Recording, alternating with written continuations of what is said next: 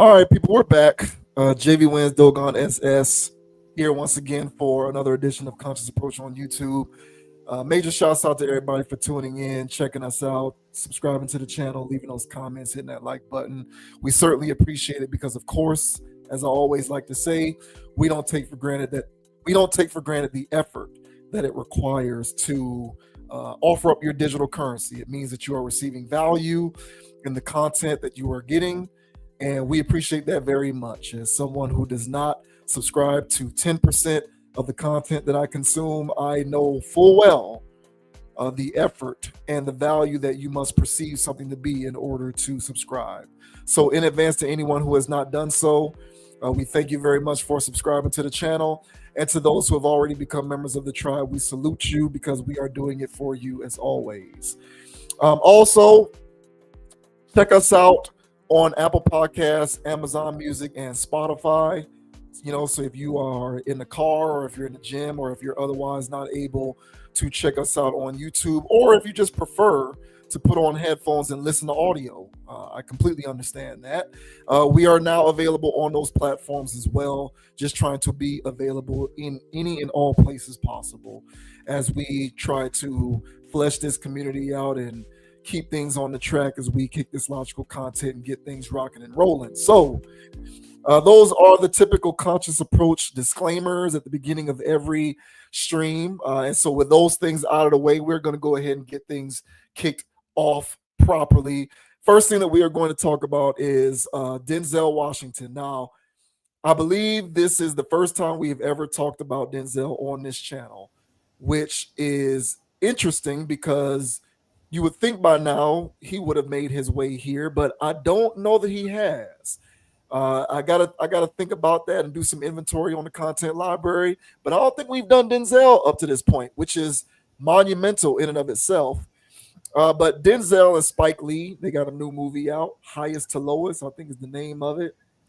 It's been getting good reviews. People have been talking about it, saying that it's a good movie. I have not seen it, but typical as things are with entertainment and these movies, people make a movie, then they go on shows, they do talk shows, and they do media, and they do press to promote the movie. So Denzel and Spike Lee have been doing press to promote this movie, Highest to Lowest, and they've been doing a series of interviews. One of the interviews went a little bit viral over the course of last week when Denzel was asked about cancel culture and whether he's concerned with it.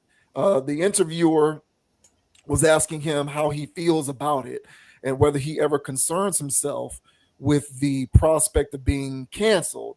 And Denzel dismissively dismissed the idea. He doesn't really acknowledge the existence of it.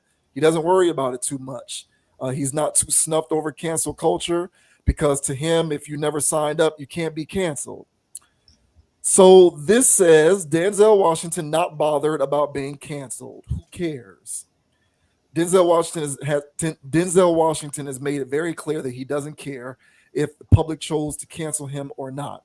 Sitting down with Complex News alongside Spike Lee to discuss their new movie, Highest to Lowest, the legendary actor was asked whether he cared about being canceled. Making it clear that he doesn't lose sleep over what other people think about him, the legendary actor said, "Who cares what made public support so important to begin with? You can't lead and follow at the same time, and you can't follow and lead at the same time." After explaining he only follows his religion, Washington doubled down on his thought: you can't be canceled if you haven't signed up. Don't sign up. So here is a snippet of that interview in which Denzel dismisses the idea of him being canceled. Do you guys consider being quote unquote canceled? What does that mean? Canceled? It means you lose public support. Who cares? What made public support so important to begin with? I guess because followers now are currency. I don't care who's following.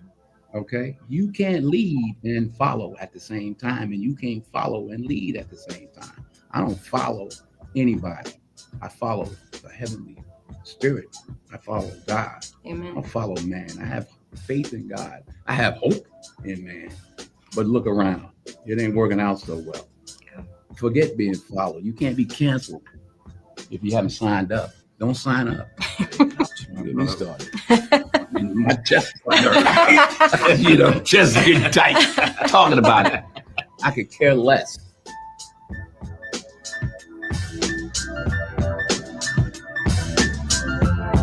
All right. So let's see. So, is there anything else here? Washington's press run for his new movie has been filled with viral quotables. In a recent interview on Jake's Takes, Washington admitted that he doesn't care about winning prestige awards like the Oscars. I don't do it for Oscars. I really don't care about that kind of stuff. I've been at this a long time. There's times when I won and shouldn't have won and won. That's the same thing, but I think I know what he means. Man gives the award, God gives the award, the reward. I'm not that interested in Oscars. People will ask me, well, where do you keep it? I'll say next to the other one. I'm not bragging. I'm just telling you how I feel about it. On my last day, it ain't going to do me a bit of good. In another interview, this time on ESPN, Washington gave his opinion on the world of sports commentators. Everybody's got an opinion. In fact, we live in a world of opinionaires. That's what I call them, opinionaires. All the shows are a bunch of guys, a couple of them that have played, but most of them who haven't, who have an opinion about something, who have an opinion about what something should be when they haven't done it. He added, those who can do, those who can't talk about those who can. Those who have know what they're talking about. Those who haven't don't. Period. Okay, so that's pretty much it. Those who have know what they're talking about. Those who haven't don't.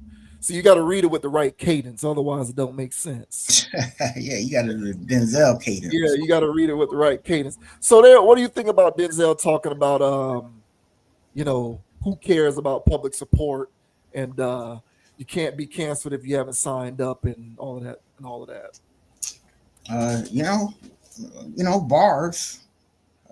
Bars as usual.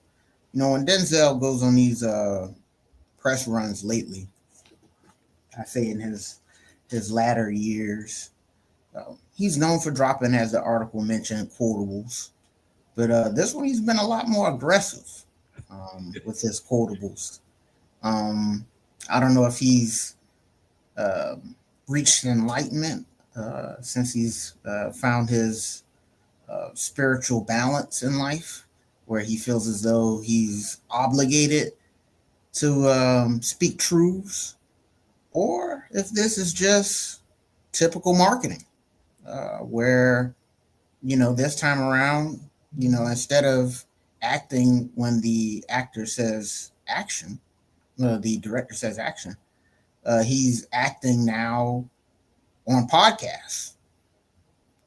In either event, the words that he's mentioning are valuable here, in the sense that if you do run around here scared and tap dancing and all the above to avoid what current demand is for you to behave socially or whatever, if you're tap dancing to that and you're afraid of that, then you're not living your life. If you're in fear of cancellation. So why even subscribe to the mob that's willing to change so long as societal norms change? And some of these new societal norms, I don't get down with. So whether people want to call it a, passing of time, generation, humanity getting older and wiser, who knows, who cares? I was born in the generation I was born in. The social norms made me the person that I am today.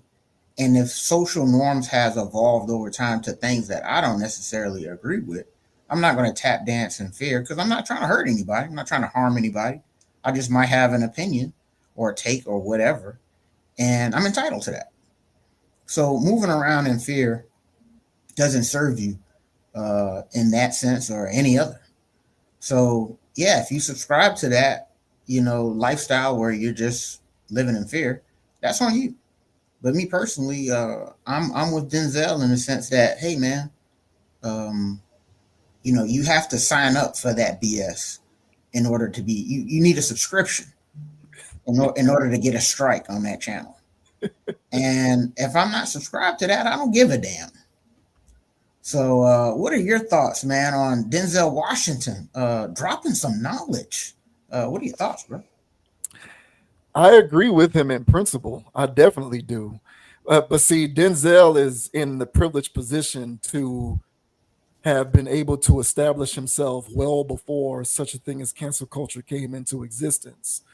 So I think for his generation of entertainers and those around his age range, I think talking like that is easy because you're kind of grandfathered in and you are kind of resting on a comfortable nest egg because you were able to build what you were able to build for yourself at a time that precedes the emergence of such a thing. So even though he speaks truth, because I agree with him in principle, I also think he speaks from a place of convenience because I think if he were trying to earn his bones in this generation and he hadn't already established himself, I don't know that he would be so reticent to be dismissive of the idea of cancel culture. I want to believe that he would because I want to believe in the notion of integrity and I want to believe in the notion of people living principled and not caring about these things. But, over the course of the last few years, I have been humbly disappointed to witness a lot of people who I did believe stand on business in some way, shape, or form bend the knee because they dare to utter an opinion that is disagreeable. And I've seen these individuals who I thought were solid apologize and go on these contrition tours and say that they are going to go to therapy to learn how to better manage their feelings and their emotions. People who talk about how they need to go and figure out what's wrong with them, even though there's even though there's actually nothing wrong with them, they just have an opinion that people disagree with. Like I've seen people who aren't at the Denzel level, who I believe were 10 toes down, put their foot in their mouth because they proclaim to be 10 toes down, and then when sharp hits the fan and the seat gets too hot, they kind of reverse ship on that and they decide to placate the masses and they decide to satiate the insatiable desires of the internet trolls and the rest of the critics who demand contrition and for people to apologize because they don't perfectly align with the ideological rhetoric that they routinely envelop themselves in via the controlled machinations of their individual echo chambers. So, I guess that's a fancy way for me to say Denzel, given the fact that he started his career 40 years ago or whatever, well before there was no such thing as cancel culture, and he's become one of the highest paid actors in Hollywood. He's somewhat too big to fail from that standpoint because of what he's already established. And I agree with him in spirit, and I like the fact that he is saying this, but I unfortunately suspect that it's not very much of a replicatable model for most of these entertainers coming up in today's age, because if you want to be successful, you're going to have to play the game. And you truly have to be someone who does not care. You really, really have to be someone who does not care. All of that stuff that he was saying, if you're not in a position such as him in which you're grandfathered in, you really have to not care. And you really have to not be beholden to all of the industry games and standards that you have to abide by in order to reach a certain level of success. Because eventually you're going to say something that's going to make people mad. And if you really don't care, then what Denzel said rings true. But if you know deep down inside that if the seat gets too hot, you might have to reverse on some of that stuff, it's easier said than done, unless you're as well established as he is. So I feel like he can talk like that because at the end of the day, hypothetically speaking, let's say Denzel says something that gets people mad. Let's say Denzel loses his mind and pulls the Kanye. Okay, so maybe Maybe he isn't making movies anymore. Or maybe he is because he's got the resources to finance his own movies. He doesn't need to depend on studios or anything like that. You know what I'm saying? Or maybe he just goes away and you never hear from him again. But he's sitting on a pile of money and he doesn't care because his life is good into perpetuity. So he's in a position in which, whether what he is saying is true or not, he can sidestep some of the damage that comes along with actually being someone who doesn't care. And unfortunately, in this day and age, most of these people who say they don't care, deep down inside, know there's a limit to how much they don't care. Because if it got hot enough, unfortunately, they'd pull a Joey Swole. Speaking of what we talked about last week, and they would bend the knee. So, you know what I'm saying? I think it's a contextual situation. And on principle, I agree with what he said. But I also think he's in a place in which, luckily enough for him, he can speak in that manner. But some of these young entertainers coming up who want to be famous and successful, as much as they may say they don't care about cancel culture, the truth is they do, because they need the machine to get them where they need to go. And the only way that you can be removed from reliance on the machine to get you where you need to go is if you really didn't care. And for most of these entertainers, in my opinion, they want the fame and the success more than they want to, be dismissive of the machine. And you can't have both. You have to choose one. And I think when push comes to shove, most of these people are going to choose the fame and the attention.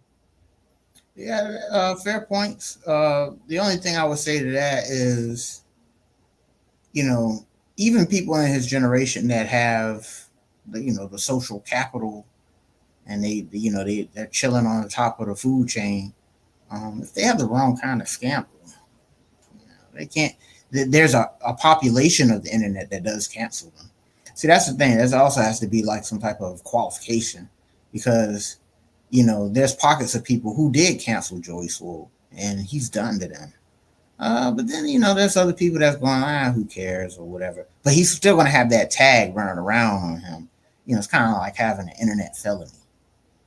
And so it's just like, yeah, man, but you did that though.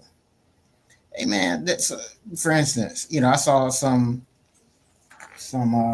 clip where Ray Lewis was giving an inspirational speech. And somebody in there in the comment section, they alluded to it. Yeah. Okay. So there's going to be people that never forget. There's always going to remind you. And it's kind of like this internet stigma that follows people around.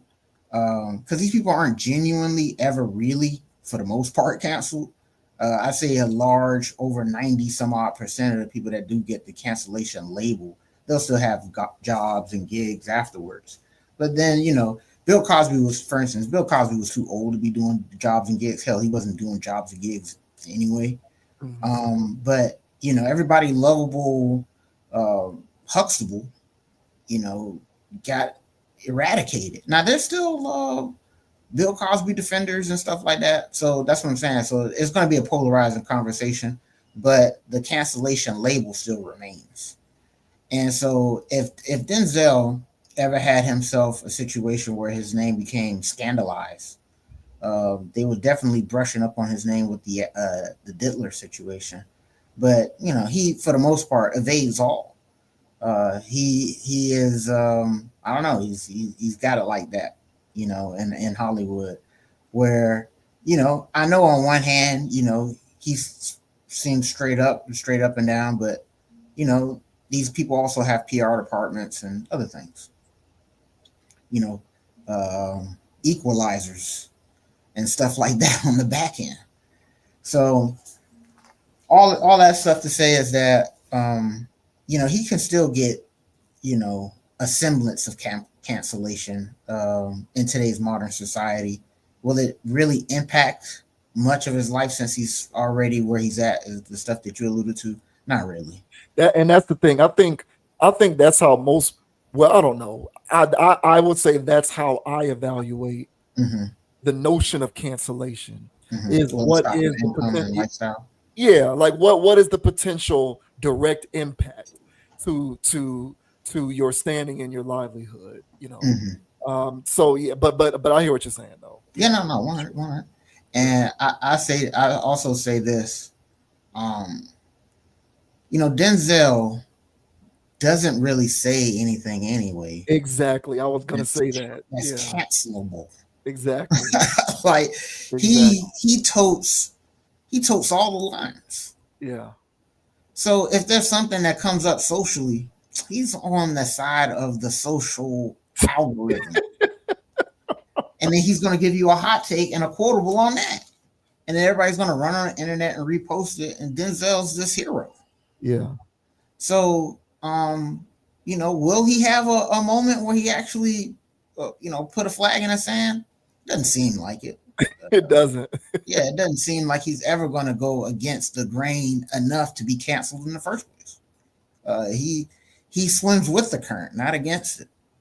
So, yeah, I'm sorry, Denzel. I mean, I agree with the principle of it, like you said, man. I agree with the principle of not living in fear, man, and truth has to be spoken, and you can't go around here self-censoring and avoid a truth that some people need to hear.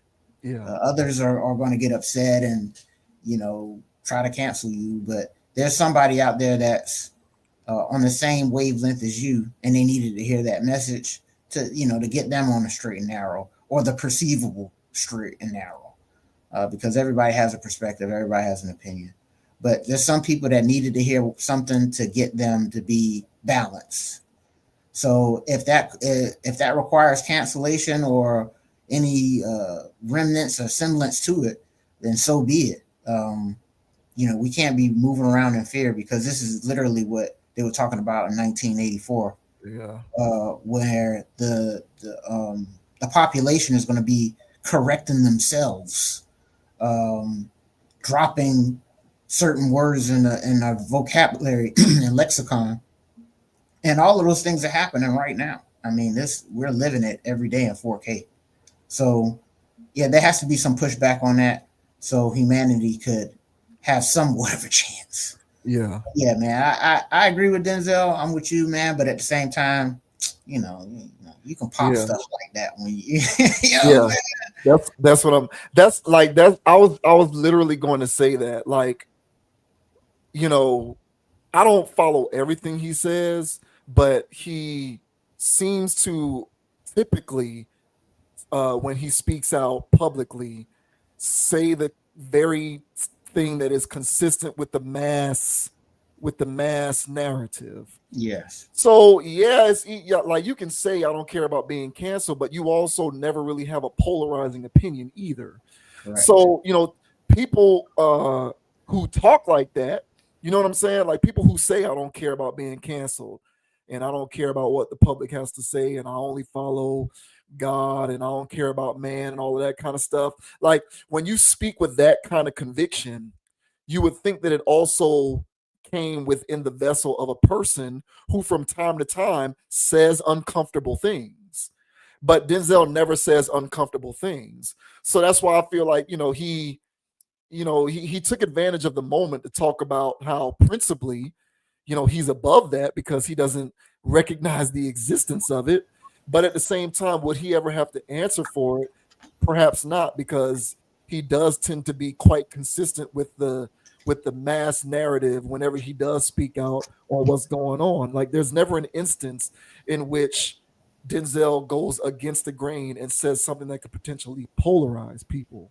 So, it is what it is. But ultimately, I do believe that he is in an advantageous position in which, given his career history and the fact that he was able to establish all of this stuff well before cancel culture became a thing, he's somewhat impervious to it because it's like he doesn't even play by its rules.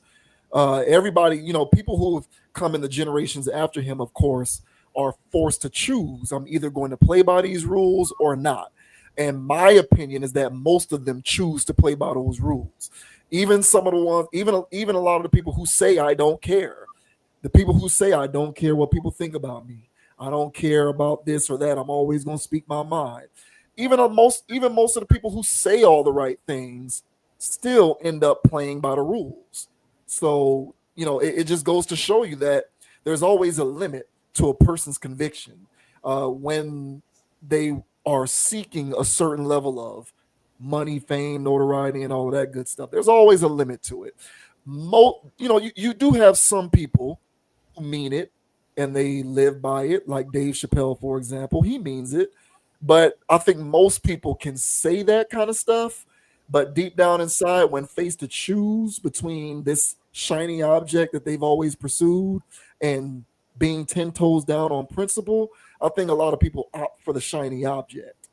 And there was one more thing I was going to say. Oh, the last thing that I'll say is I hope people don't think that Denzel Washington doesn't have an opinion that they probably don't agree with. See, that's the thing. He's been smart enough to not utter such opinions publicly, but trust and believe, to all y'all Denzel lovers out there and all y'all people who think Denzel is down for the cause, trust me, he probably has several opinions on several subject matter that you probably aren't going to like. You just don't know about it because he hasn't said it. So think about that whenever you are getting your Twitter fingers ready to go out to jump onto the internet and cancel somebody for expressing a disagreeable point of view. Your favorite artist, your favorite musician, your favorite movie star probably has an opinion that you don't like and you just don't know it yet. So just cut people some slack and give people grace when it comes to all of this internet stuff and jumping online to want to express how someone needs to go away and hide because they said something that you don't like. But overall, I agree in principle with Denzel, and probably not gonna watch this movie. I'll wait until I get it on pirate or something. Yeah, and I'll just say this: the population has been conditioned at this point. The people that would love to cancel always have their cancellation stamp in their hand. Waiting for the post to come, the right kind of post to come by so they can stamp canceled on it. Those people aren't going anywhere. They're going to beget children, and those children will beget children. And it's only going to intensify, I'm sure, so long as these social media things continue to develop and capitalistic psychosis continues. And I'll tell you this: what will always remain true is the truth. And whether that's your truth or who knows, but just stand on something, man. Yeah. And don't let the mob masses, the NPCs, dead internet theory bots control your thoughts. And because that's what it's really doing. You start to censor your own thoughts, and then you might move different after that. So, don't let these things penetrate you like that. Have a mind of your own, like we always say, and don't let the masses try to trick you out your spot. Yeah. So, cancel culture has always been something that I was in favor of for people that I don't give a damn about. And in other situations where it's like, come on, man, y'all gonna cancel this guy over this? I don't even care about the person, or just neutral. And I was like, come on, man, this, goddamn, people can't say something misogynistic anymore. Damn. What's the world coming to? Man, you live and you learn, man. But let's not go for the trap. Who gives a damn what they think? Hey, I'm with that, man. Listen, if you ever want to get some, if you do want to, hang out with some truthers who are going to steer you in the right direction, just stay over here. Yeah, you don't need to jump around the internet trying to find your tribe. Your tribe is right here. Yeah, you know what I'm saying? In the comment section, y'all can say whatever the hell y'all want. we're not here to censor y'all, man. So give your takes. We'd love to hear them, man. Yeah, for sure. Shouts out to Denzel, man. Denzel's cool. I don't really have an issue with Denzel, but I do think that he kind of gets to have his cake and eat it too. It takes like that. I will say that.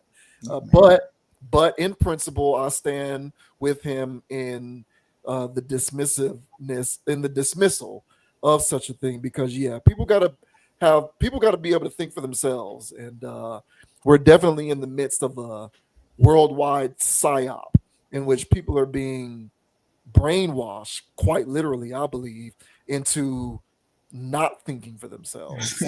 This is scary stuff, man. Yeah, I agree. yeah.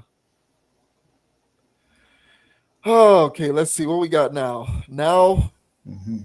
we move on to Brother. what I think is an unfortunate. This to me is it is what it is. So now I thought about broaching this previously, didn't, because I didn't think it was that, quite frankly, important enough, or this person I didn't think was important enough.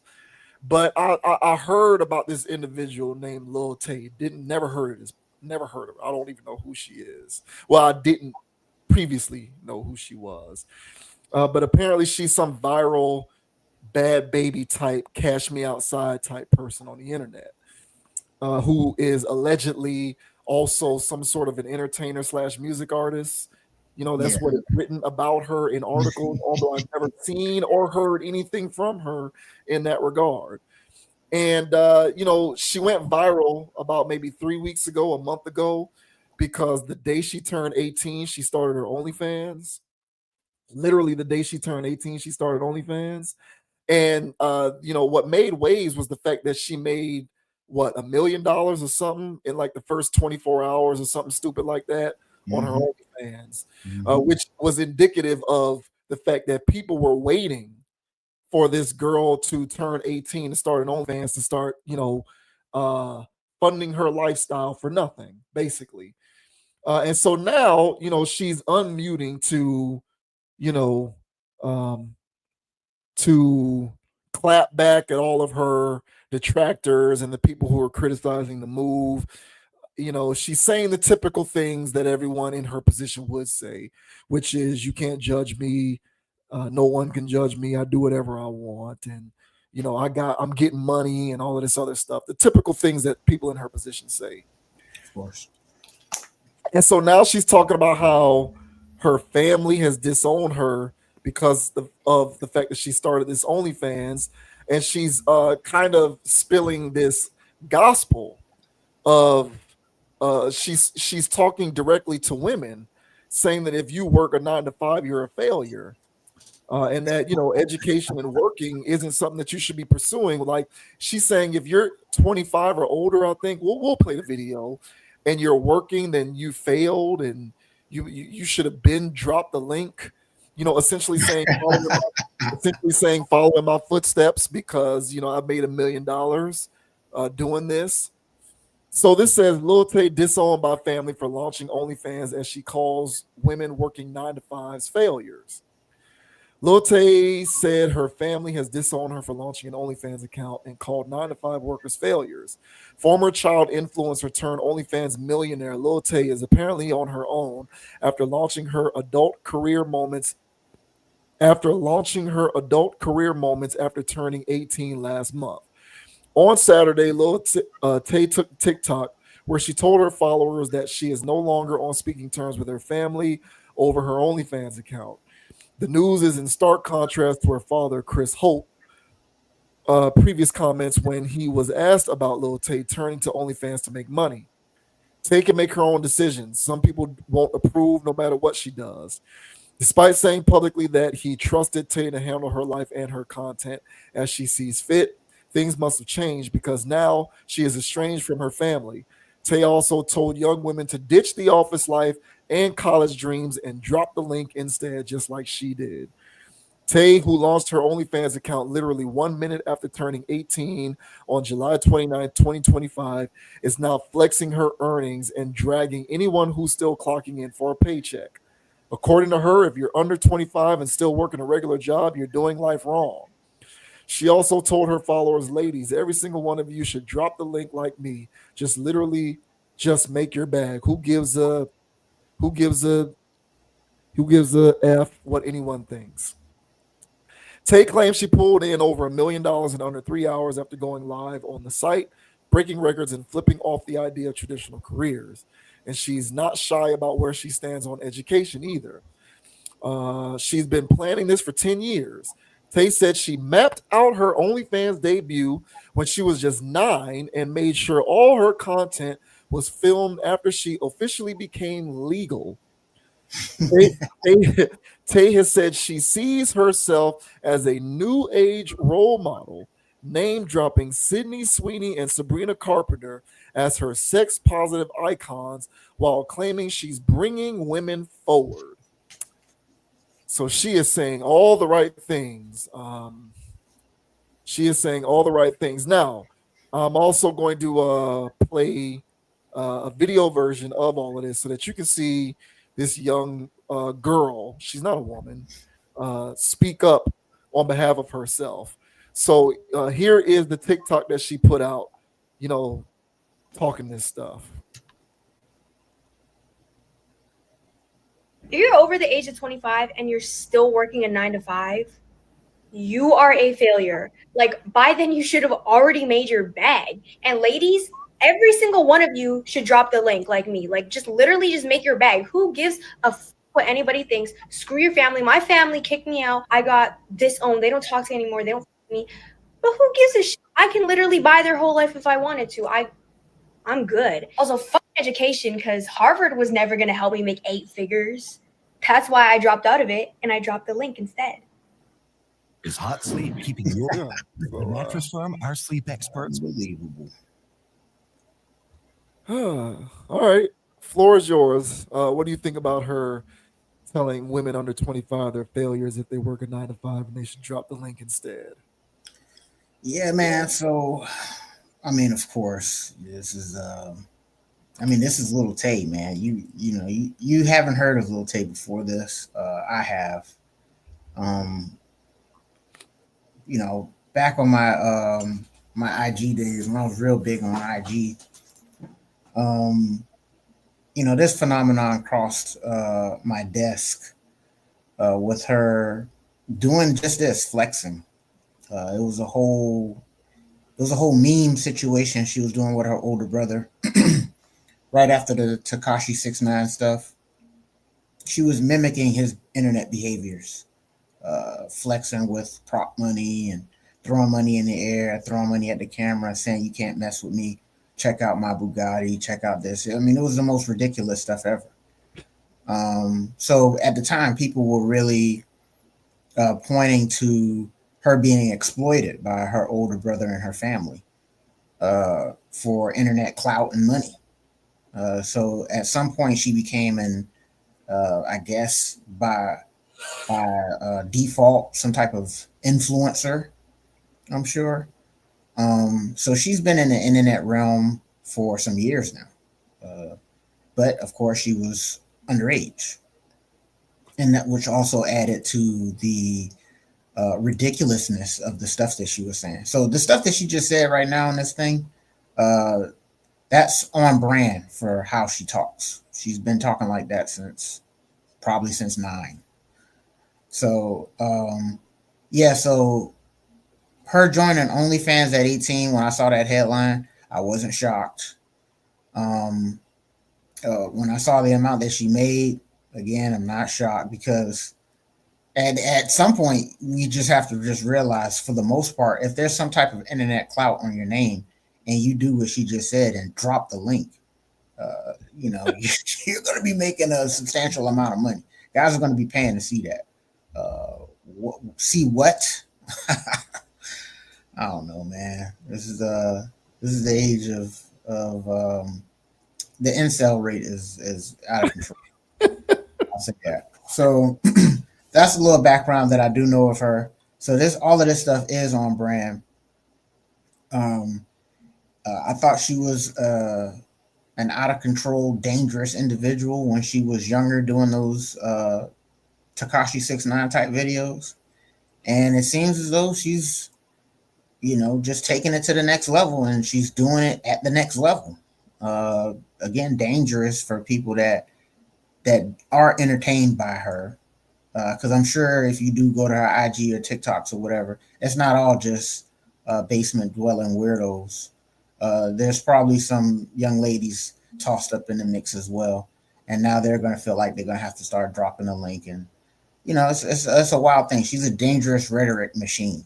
Oh, if she ever was one. Yeah. So the last thing I'll say is that this is just chickens coming home to roost for her family that disowned her.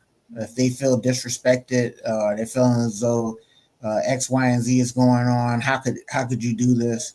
They would just have to look at themselves because, as I mentioned, her older brother, her mom were very much involved in this to the point where the internet was calling them out for exploiting her.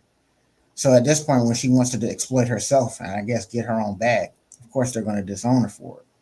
So this is a messy ass pot, of course, and I am not surprised because of the individuals involved.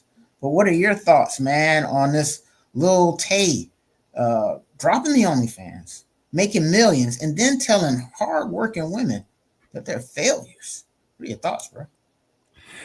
The only reason why I wanted to bring this up as a topic is because there's been a pretty consistent theme, definitely coming from me on this channel, of my belief of a purposeful effort to aggressively mainstream sex working. And I think this is evidence of that. Yeah. Now, on the one hand, you can say, why are y'all giving her attention? She's an 18-year-old child. You shouldn't be giving her oxygen in terms of using her as a topic because she shouldn't be that important. And I agree with that. She is a child, and the whims of children shouldn't really be taken into account when we're talking about real life stuff, because she's going to get older and she's going to mature, and at some point she's going to realize how foolish she was talking. It's going to happen eventually. She might still be stuck in her own psychosis, but she'll reach a point where something's going to happen to her, and she'll want to have a change of heart or whatever. It happened to the other one. It happened to the bad baby chick, where now she wants to do things differently because of an abusive relationship or some other event. Some other traumatic event took place as a result largely of her behavior and her decisions. So, she's a child, and eventually she'll get older and look back on this and probably be embarrassed by her behavior, I would imagine. So I hear the sentiment that because she's a child, we shouldn't be paying that much attention to it. However, I also do believe that this is the kind of rhetoric that people straddling the fence on embracing some of these new forms of thinking can become exposed to enough to where they will just hop the fence and start to really embrace those new forms of thinking. So, I would imagine that somewhere there probably is some young woman who is under the age of 25 and is questioning whether college is right for her, and is questioning whether going the traditional route of working a job is for her, because who wants to work a job, right? Like who wants to work 40 hours a week and earn a living that isn't commensurate with the cost of living? Everybody wants to live abundantly. So logically, if there's a means that allows me to do that, and all I have to do is exist as a woman, even though it seems creepy and sketch and it feels like I'm compromising some of my morals, I might consider it, especially if I continue to live in a world where it's becoming more and more normalized that that's a typical decision to make. So whether she's 18 or 40, all someone who is on the fence about making such a decision needs is to be exposed to the rhetoric enough to become more comfortable with making the choice. Does that make sense? Mm-hmm, mm-hmm. So that's why I feel like even if she's an 18-year-old child, which she is, this is nevertheless dangerous rhetoric. Because it's dangerous rhetoric, because I do believe we're in a very morally corrupt and ethically deregulated state in human society, where in a moment's notice, a person is very much willing to forfeit all of these things that they used to believe in pursuit of the quote unquote bag. So if a girl thinks that all she has to do is drop the link in order to pursue that bag, then to be damned with everything else, she's going to drop the link and pursue the bag. And, listen, I'm not the hugest proponent of college myself, and I have my misgivings with the labor force and the modern day workforce. I do think that it is largely a modern day slave machination. I've said that on this channel many times before. However, I do believe that within the constraints of that, there are ways to be able to at least financially free yourself, so long as you approach it with the right level of research and strategy.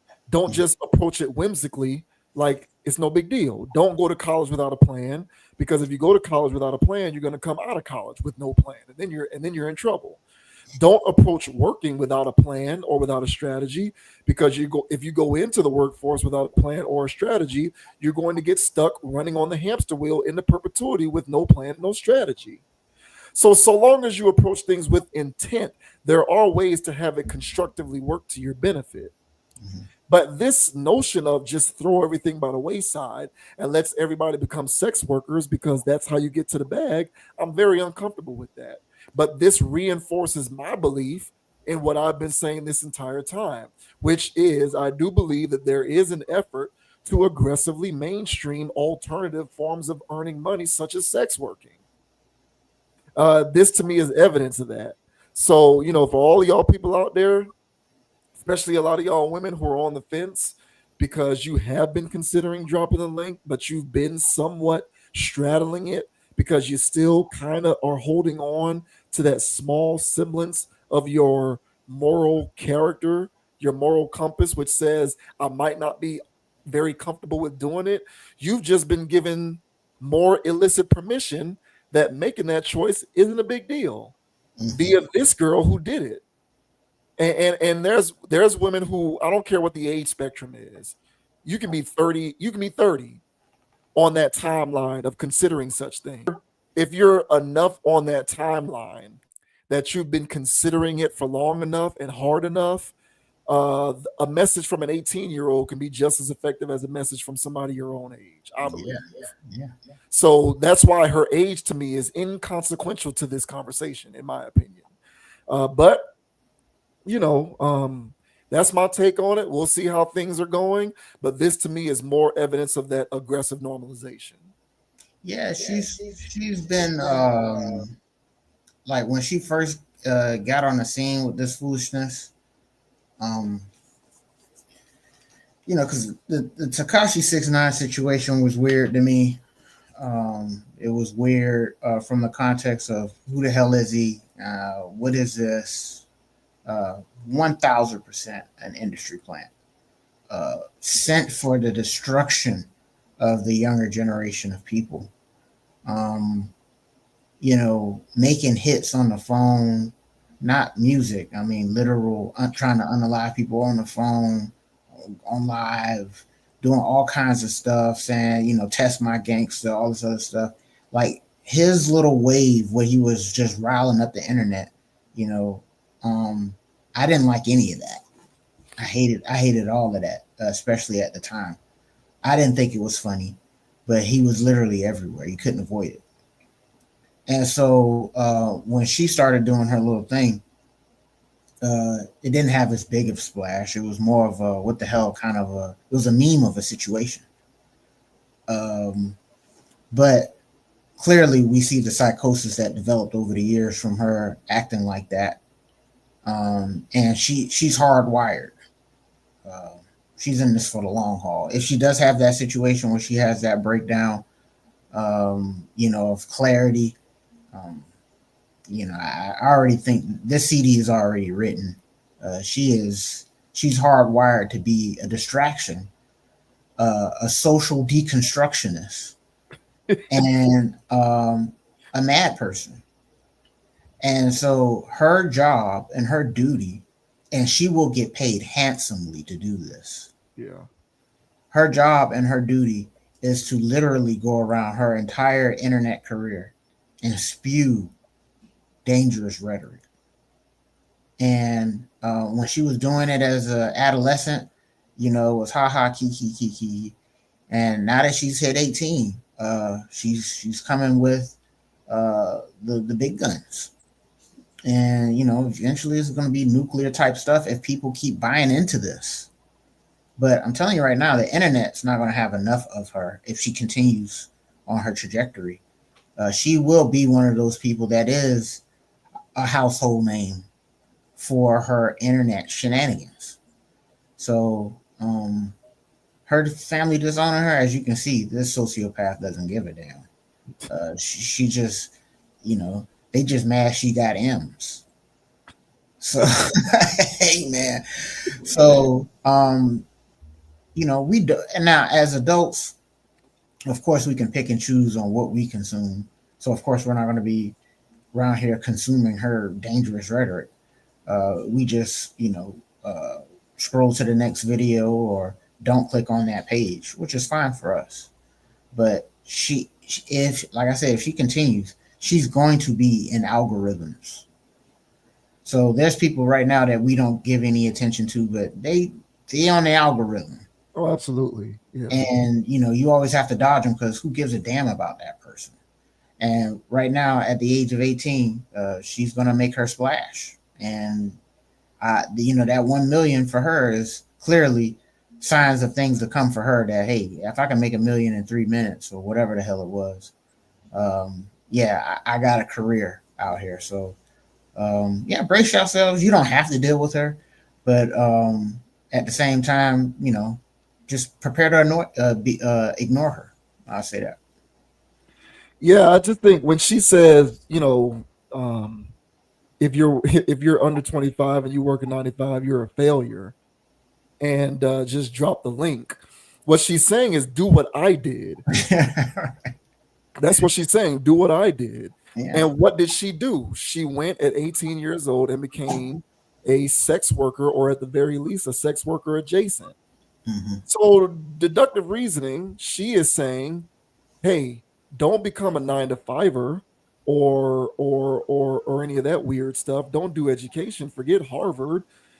Do what I did. Do what I did, and become a sex worker. And I feel like that's a part of this subtle psychological manipulative tactic that's taking place, where we are trying to rear an entire generation of humans, as well as the current generation of humans, onto these weird alternative forms of thinking in which everything is completely deregulated and decentralized. And any notion or semblance of a moral compass is tantamount to being a failure. Because what's going to stop someone, what stops someone, if we're being honest, from quitting the 9-to-5 grind to do OnlyFans? It's got to, at the very least, a part of that equation is having some sort of a moral compass. So when you say electing to not do that means you're a failure in life, you're kind of saying that having a moral compass equates to being a failure. 100%. So that kind of messaging to me, whether the messenger is 18 or 60, is incredibly dangerous. So people need to be wary of that. And as the years progress, we are going to have more and more of these sleeper cell agents like her subtly putting that kind of weird ideology into the atmosphere. And it might seem like not that many people are going to buy into it, but over time, you best believe more and more people will buy into it as it becomes louder and louder, and it becomes so loud that it's not even something that's loud anymore because it's just a part of the casual conversation. So I don't like it, but whatever. It is what it is. It's here to stay. And as you like to say, this is where we're at. This is where we're at, man. And as I said, she'll do whatever for a check. She doesn't give a damn. So, and these are the type of people corporations love. She goes viral all the time. These are the type of people corporations love. So you're going to see more of her influencing going on. That's for damn sure. And it's all going to be dangerous because that's her brand. And they love that too. So, buckle up, y'all.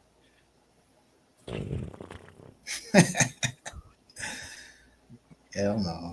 Yeah, the ways people get bags these days. Man. Yikes.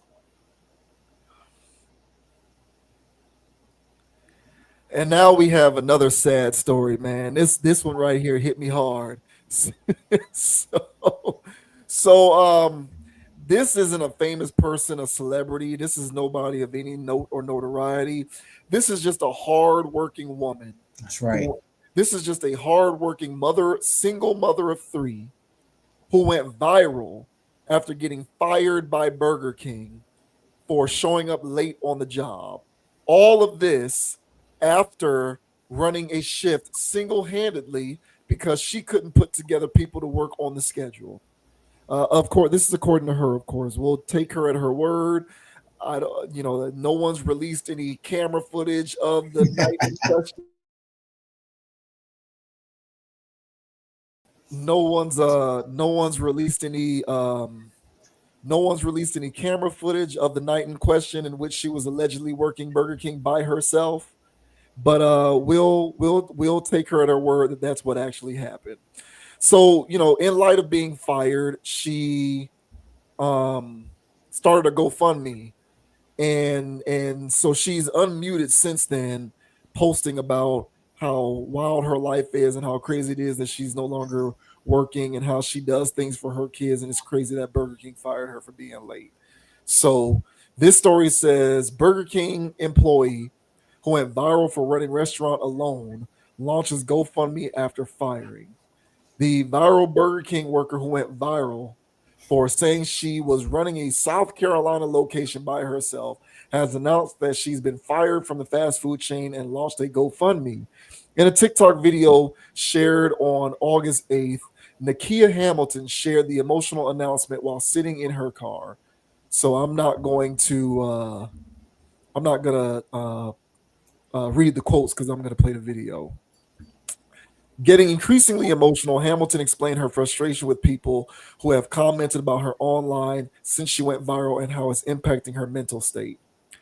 Hamilton launched a GoFundMe after losing her job. At the time of this writing, the fundraiser has raised more than $57,000, very close to its $60,000 goal.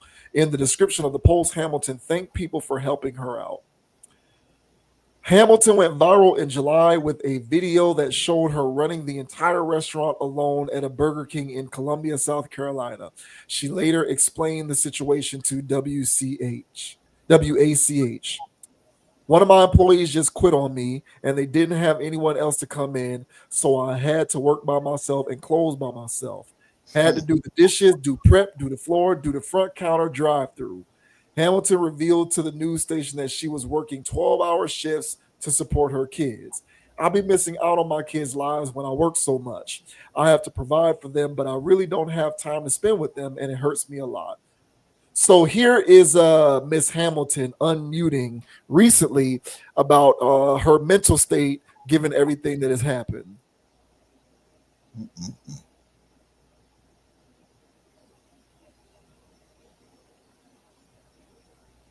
So I'm gonna go ahead and she did the prep.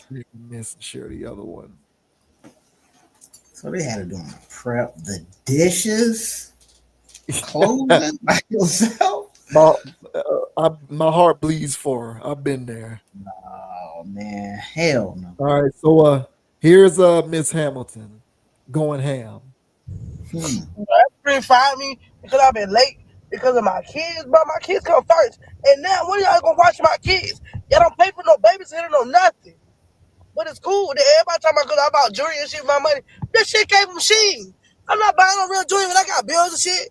What y'all mad? Y'all had PPP loans and did that with y'all money? The fuck? I'm already aggravated. I'm pissed. I'm already depressed. I'm going through this mental shit. And motherfuckers fucking with me.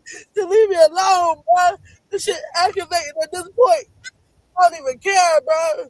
Y'all can have all this shit. I ain't want no fame, no money, no none of this shit. My mind is already fucked up. I'm trying to keep pushing for my kids. I cannot do this shit no more. I cannot. The devil been on my back, man. You know what? He got it. He won. The devil fucking won. I promise you he won. Y'all, he got it. He got it, y'all. Damn. That's tough, man. She say the devil won. No, you know it's bad when you say the devil won. Hey man, I'll never say that, but yeah, it's bad. She down bad for saying that, man. Or at least she was at that time. But yeah, man. So the article says that she did make a video, I guess, of her working that actual shift. Yeah. And then they fired her after that because she was showing up late to work or something. But I say this, you know, I'm glad she's getting money. I'm glad she's getting money. You know, I think that GoFundMe's for certain situations, you know, they're all right with me. Um, because this is just a situation where the internet has heard about it and they just wanted to pitch in. You know, some people wanted to just pay their tithes, man, and you know somebody's having life changing money out of the situation. Now, some people may say 65K is chump change, and That's it may what be. that's Huh? what Lil Tay would say. That's what. Well, that's fair. That's fair. She would say that that's chump change, but that'll definitely make a huge impact for somebody that had to work 12-hour shifts to support their kids. Now, if people want to, you know, if anybody want to get into the reason of why she's single and why she got 3 kids, hey man, y'all doing too much. The reality is that this is her reality, and she's trying to make the situation happen for her family. And so, as somebody that worked, I worked in retail, which is its own grind. It's not like food. I don't know how fast food works. Whenever I did go to fast food places, and I would see, you know, the drive-through, there's so much stuff, so many machines, there's so much stuff going on. I'm like, y'all got to do all of this stuff. You got to know how to do this. It's the wildest thing ever. I don't know how fast food people work. I really don't. And it's not, no. It's just like that in itself causes anxiety, me just looking inside that damn window. So I can only imagine working there and then doing it all by yourself. I've worked some real shifts, man. You know, doing various jobs where, you know, I just got my ass kicked that day. I mean, they really got every penny out of me, man. And I'm just sitting there, just feeling like the devil won. I'm serious, man, and I'm really going through it, bro. And you know what I'm saying? It's just enough to pay rent, bro. It's just enough to pay rent, and it's just enough for $20 of food for the week. You know what I'm saying? And living like that, bro. It puts you in a bad space, you know, or it has the opportunity to put you in a bad place. So clearly, there, you know what I'm saying? Very emotional in the car there. She definitely reached her breaking point. I don't know how she is on a baseline. I don't know if that's her norm or if she's just, you know what I'm saying, whatever she got going on. But all in all, I can feel the fact that, hey, man, you be giving your everything for these jobs. And it's not that it's because it's whatever. It's like, hey, man, I'm just trying to take care of my situation. And for people that's grinded it out like that to get fired over some stuff that you may feel like is BS. Yeah, man, none of that's cool, man. Because before the GoFundMe, you know, I know the thoughts in her mind was like, where is this money gonna come from to take care of people? So I'm behind her. I really don't know much, but hey, man, on the surface of things, I think it's bogus. I think it's bogus. And I'm glad she's getting a check out of it, something out of this. But what are your thoughts, man, on a sister here from Burger King, working 12-hour shifts, closing alone, and then getting fired for taking care of her kids? What are your thoughts, man? I feel real bad for her. I sympathize with her and I empathize because I know I don't have children, but I know how it feels to have to depend on a job like that to sustain your livelihood in some kind of way. Yep. Shouts out to M Duddies who was in the chat, who is an original member of the tribe. My boy Marcus Dudley. I met this guy working at a it was originally a sit-down restaurant, but eventually it came to, also have a drive-through. Barbecue franchise chain in North Florida. I'm not going to mention his name, but Google it, and whatever comes up, that's probably what it was.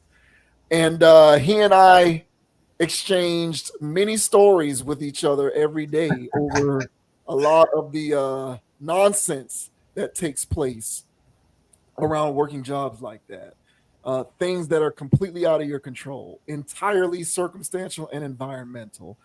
You can go into work one day in the greatest of moods and having the most positive of attitudes, and at a moment's notice, something will take place that can completely sully all of that.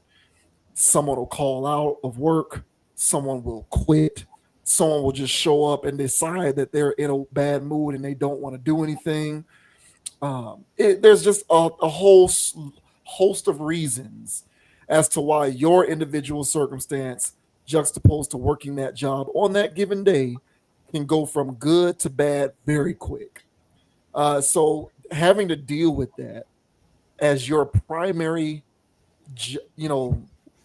source of employment, I've been there and it's not fun. It's not fun. And the thing about that kind of situation is, I did that for a period of full-time. I probably did that. That was probably my life as a full-time employee, in which that was my only source of income for maybe a combined 4 or 5 years, and I could barely get by. I could barely get by on what I was being paid. And I don't have any children. I don't have a mortgage. I don't have anything like that going on. I was doing this only having to take care of myself and be responsible for myself. I didn't have to be responsible for any other people, no spouse, no girlfriend, no children. I didn't have a mortgage. I didn't have big bills like that. I didn't have health expenses. I didn't have any of that kind of real life stuff going on. All I had to pay was my rent and my utilities and my cable, and it was a done deal for me. And it was still not enough to actually be something that I could feasibly see myself doing for the rest of my life. There's no way. You can't sustain it. You can't do it. So I can't imagine working a job like that while having mouths to feed. She said she had 3 kids. I could not imagine doing a job like that with children. So, I don't know the circumstances that went into how or why she got fired, right? But I do believe her when she says she worked the shift by herself. I believe that. I believe that. I believe that because I've been there. I've been in a situation in which I showed up and I was the only employee on the schedule to work the area in which I work, which was the kitchen. So I ended up working it by myself with a manager and then closing it by myself with a manager and going home after 8 or 9 hours of work. I've been there. So I believe her when she says that happens. And if it wasn't enough to be commensurate with the cost of living when I was doing it 10 years ago, it damn sure isn't enough to be commensurate with the cost of living now when the price of everything is skyrocketing. So as weird as this may sound, and I know this is going to sound weird given what I said in the previous topic, but even though I am vehemently against it morally and principally, if a woman in her position were to decide, F this, I'm just going to drop the link, I'd understand.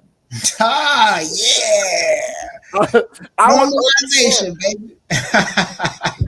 I would still be in vehement disapproval. Yeah, I hear but I would understand, because it's like you're a single mom raising 3 kids by yourself and you're earning a livelihood via being a manager at Burger King. Ain't no way. But man, I'm telling you, bro, this current and these future economies and these future markets are only going to continue to become more stratified.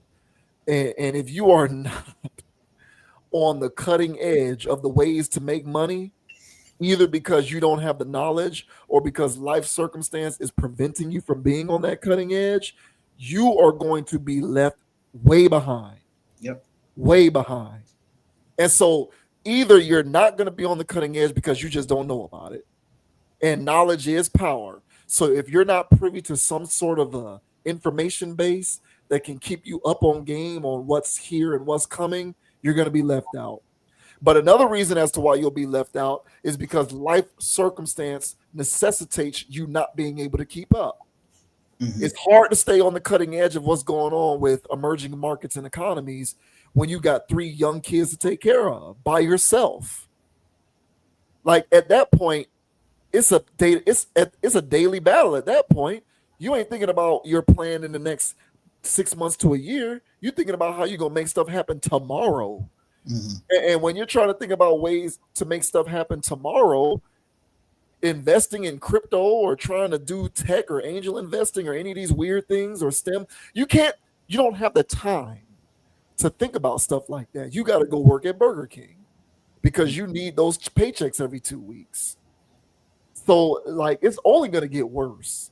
They are setting this thing up right now, these corporations and these startup companies and these trust fund kids who have all of this, seed money to just create apps and then go to market with them, and then they become instant millionaires, and then they sell them to a large corporation, and they're set for life. All of these things are happening right now, and it is further stratifying and creating a huge chasm of people who are just swept up in the area over here where the vast majority of the people don't got it. And then you have the small group of people who are up on that, who do have it, and they're just going to create more means to make that gap wider. And so, if you're doing the Burger King thing, it already wasn't sustainable 10 years ago. It's definitely not going to be sustainable into the future. And, people are going to be caught out here in a real bad way, man. And if, it's bad enough to be doing that, but when you only have yourself to take care of, worse to be doing that when you actually have people to take care of and you're doing it by yourself. So yeah, I feel her, and I hope the GoFundMe gets her whatever she needs, because people out here are suffering, man. They are. And a lot of people are suffering in silence because they don't know what to do. What do I do? Like, not everybody is born in a natural incubator where they learn the means to be an investor or to do the entrepreneurship thing. Like, not everybody is privileged to be born into an environment in which they can curate that knowledge for themselves. And even if you're not born into it, not everyone is privileged to be able to physically position themselves within proximity to pick it up. It's a lot of this stuff is easier said than done, which is another reason why I don't like people like Lil Tay saying if you're a failure if you're working, because not everybody has the means to do what you did. It's easier said than done. It's not that simple. And I don't like the way we're just being dismissive of working class people nowadays, because there's more layers to this stuff. It's simple to be somebody who is perched up top looking down on people saying, I got a bag, you go get the one too, no excuses. I don't like that kind of stuff. It's very dismissive. But you got a lot of that going on, especially on the internet, where people are like, hey, well, if you ain't made it, you SOL, figure it out, get rich like me, just get rich. You got a lot of that going on, man, and I'm discomforted by that because it's not that easy. But I feel for this woman, man. I really do. And I hope this GoFundMe gets her the relief that she needs, because based on that video, it looks like she needs it. And one thing real quick, those people that's saying that stuff, like, just save $5,000 a month. And then it's like, okay, bro, like, what are you talking about? Those grifters, because that's all they are, grifters. Those grifters, the only reason why I'm hearing their voice is because they're looking for suckers to buy their course or to just get rich off those people. And so real rich people, they move in silence, bro, and they just get paid and they make real business moves behind the scene, and they ain't all in front of the camera dancing in glittery suits. Yeah. You know what I'm saying? So, yeah, man, those guys can kick rock. I mean, outside of a good laugh, because I'll laugh at them for their little stuff. Yeah, just say $400 a week. multiply that, put that in a hedge fund. It's like, man, hedge these funds, you bastard. So yeah, I can't stand those people, man. Yeah, that's exactly what they sound like. They say the dumbest stuff as if it's the most casual thing in the world. Just go and get your real estate license and open up a brokerage and invest in this for 6 months to a year, and you'll have $100,000 and take that $100,000 and do this. And it's like, look, man, yeah, you're 100% right. That is a grift. And those individuals are earning money off of gullible people who are paying them for their advice. Exactly. They shardy ass advice. That's exactly right. Because they're not actually doing the businessy thing with this, actually doing the thing which they're talking about online. So it's crazy, man. But I don't like that because there's a lot of people who are, man, like we need to put the phone down and go to Books A Million and Barnes and Noble or something, buy a book on investments, read the book, read books, do stuff like that. Get off the internet. Stop listening to these grifters and these weirdo content creators because they're steering us down a dark path. And you got a lot of these people who are doing this stuff, making people feel like they're idiots in life because they don't have $1 million to their name like they do. Right. And then they're giving them the shabbiest of ways to go about doing it, as if it's just basic conventional wisdom. Oh, save $1,000 a day. Come on, bro. Man, that's what they own. Yeah. And yeah, so yeah, I laugh at those people, man. But what this whole situation is highlighting, and you're right, that you gotta at some point we gotta dig in. And so one term that I do like that that has become popularized as of late is getting locked in. And one thing, and everybody has their own definition of locked in, but it all lays down and comes to this one understanding that you got to lock in. And this is the time that I don't know when else. See, life is not going to get any better than it is today. Today we're going to be like, these were the great days. Okay. All right. Thank me in 5 years from now. All right. But today, how it is, these are simpler times. whether you like it or not. And so here's the moment. This is the moment. I was thinking about this earlier today. I said, out of all the times in human history, there has been these moments for whatever civilization that's around, these tipping point, volatile moments where you have to make a decision and a choice. And right now, we're at this tipping point, if we haven't already, started the tip over. All right. That if you don't come up with something now, you got to do it now and you got to lock in. So like how you said, some people ain't got the time. You're going to have to find that time. One of the cool things about myself that I learned in college is that I do have the capacity to lock in. I mean, I will put off a 16-page paper with the best of them and get that thing crushed in 24 hours. You know what I'm saying? Cited resources and all in my bibliography before ChatGPT, baby. Getting that solid B. You know what I'm saying? I said, man, if I took 2 days to do this, I would have got an A. But I digress. The point I'm trying to make is there was times where I stayed up literally all night. I stayed up all night to get stuff done in college. Either studied up all night for a test, a 20-something page research paper that took the whole semester to build, and I waited until the last week. I was that person. What was I doing those other weeks, man? Hey, man, the juice parties wiped my memory. They wiped my memory. I don't even know what's going on. But that last week, though, I locked in. And so also playing sports, there were moments where I locked in with my own version of training. And I saw the results either that week, the following month or something like that, where, hey man, all of that work that I was putting in just right there, look at all this stuff that's paying off. At some point, I don't want to call these things excuses, but we have to start looking at this like life or death. Yeah. And if your life was on the line, you would create that LLC.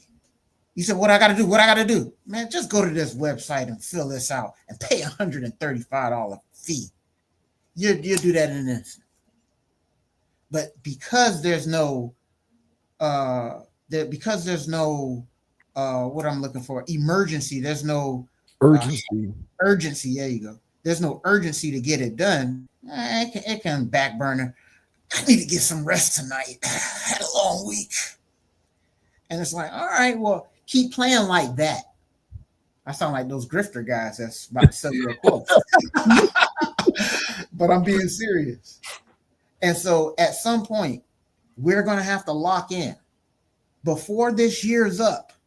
So my conscious approachians, we're not out here caught up in the whatever, because not everybody's going to get bailed out by a GoFundMe. That's not sustainable. You know what I'm saying? If this lady parlays this into some type of internet career where she can constantly get donations from people because she's in their algorithm, because they follow her or whatever, she's going to have to go back to whatever type of struggle after that 65K is gone. So everybody can't rely on a bailout. We have to create our own sustainable type of thing, man. And so now more than ever, got to find our version of locked in and lock in, whether it's a couple nights a week or whatever. We got to find time to make sure that we have some type of life later. So that's what this situation showed me, man. You know, because these jobs, when they don't want you around, they can get rid of you for any reason. And then, you know, again, not everybody's going to come bail you out after you got wrongfully terminated. So just lock in, y'all, myself included. Yeah, I agree. I think, you know, not relying on a traumatic event to bring urgency to you, but rather just looking at rather living life in general with a healthy sense of urgency overall. Yes, I think is the right way to approach it. You just kind of have to have your head on a swivel in terms of looking for ways to parlay something into opportunity. So I feel you on that. But man, I feel for people in her position who I can only imagine how hard it is to be you know, well, I somewhat know, I don't have firsthand knowledge, but I do have some secondhand knowledge of how hard it is to be a single parent raising children, especially that many of them, 3. It's tough. And then on top of that, you're trying to develop or build something that can last and be foundational. It's not easy, man. It's not. It really isn't. So I feel for her. And I just hope that I don't know how GoFundMe works. I don't know if I'm pretty sure I assume it's not free money. I assume that you got to pay some kind of taxes on that. Like you're not just gonna withdraw that full amount. Like you just get to walk away. I'm pretty sure something has to be paid to Uncle Sam. So I just hope that, you know, whatever she gets access to after all that happens, she does whatever she needs to do to kind of bring herself to a level where she's not indebted in any sort of serious way, and then make some kind of a strategic investment. Do something in which you plant a seed for the future. You know, that's the best that I can hope for her, because, you know, raising 3 children by yourself, you're not going back. It's hard to do. Like, what's she gonna do? Go back to school? Like, it's hard. Like, she got to raise those kids. So, and it's a lot of people in that situation, man. So it's just like, capitalism feasts on people like this. You know what I'm saying? It really does. Capitalism eats off of those people, eats off of people who go after the loans and the credit cards and the lenders.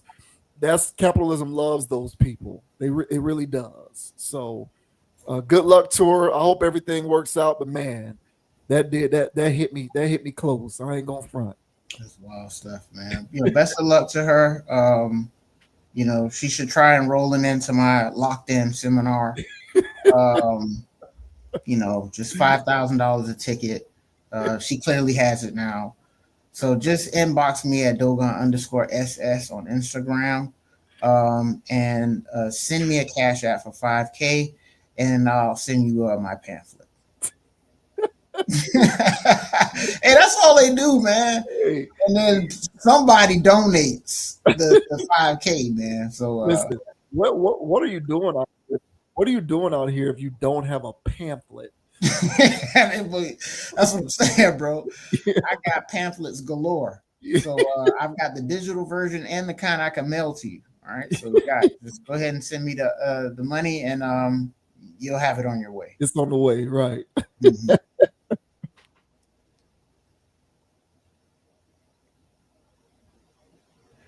Yeah, and now we got Michael Porter Jr., man, NBA player who now plays for I believe he plays now for the Brooklyn Nets. That's I think correct. that's where he is now, yeah. Formerly of the Denver Nuggets. And he's speaking out.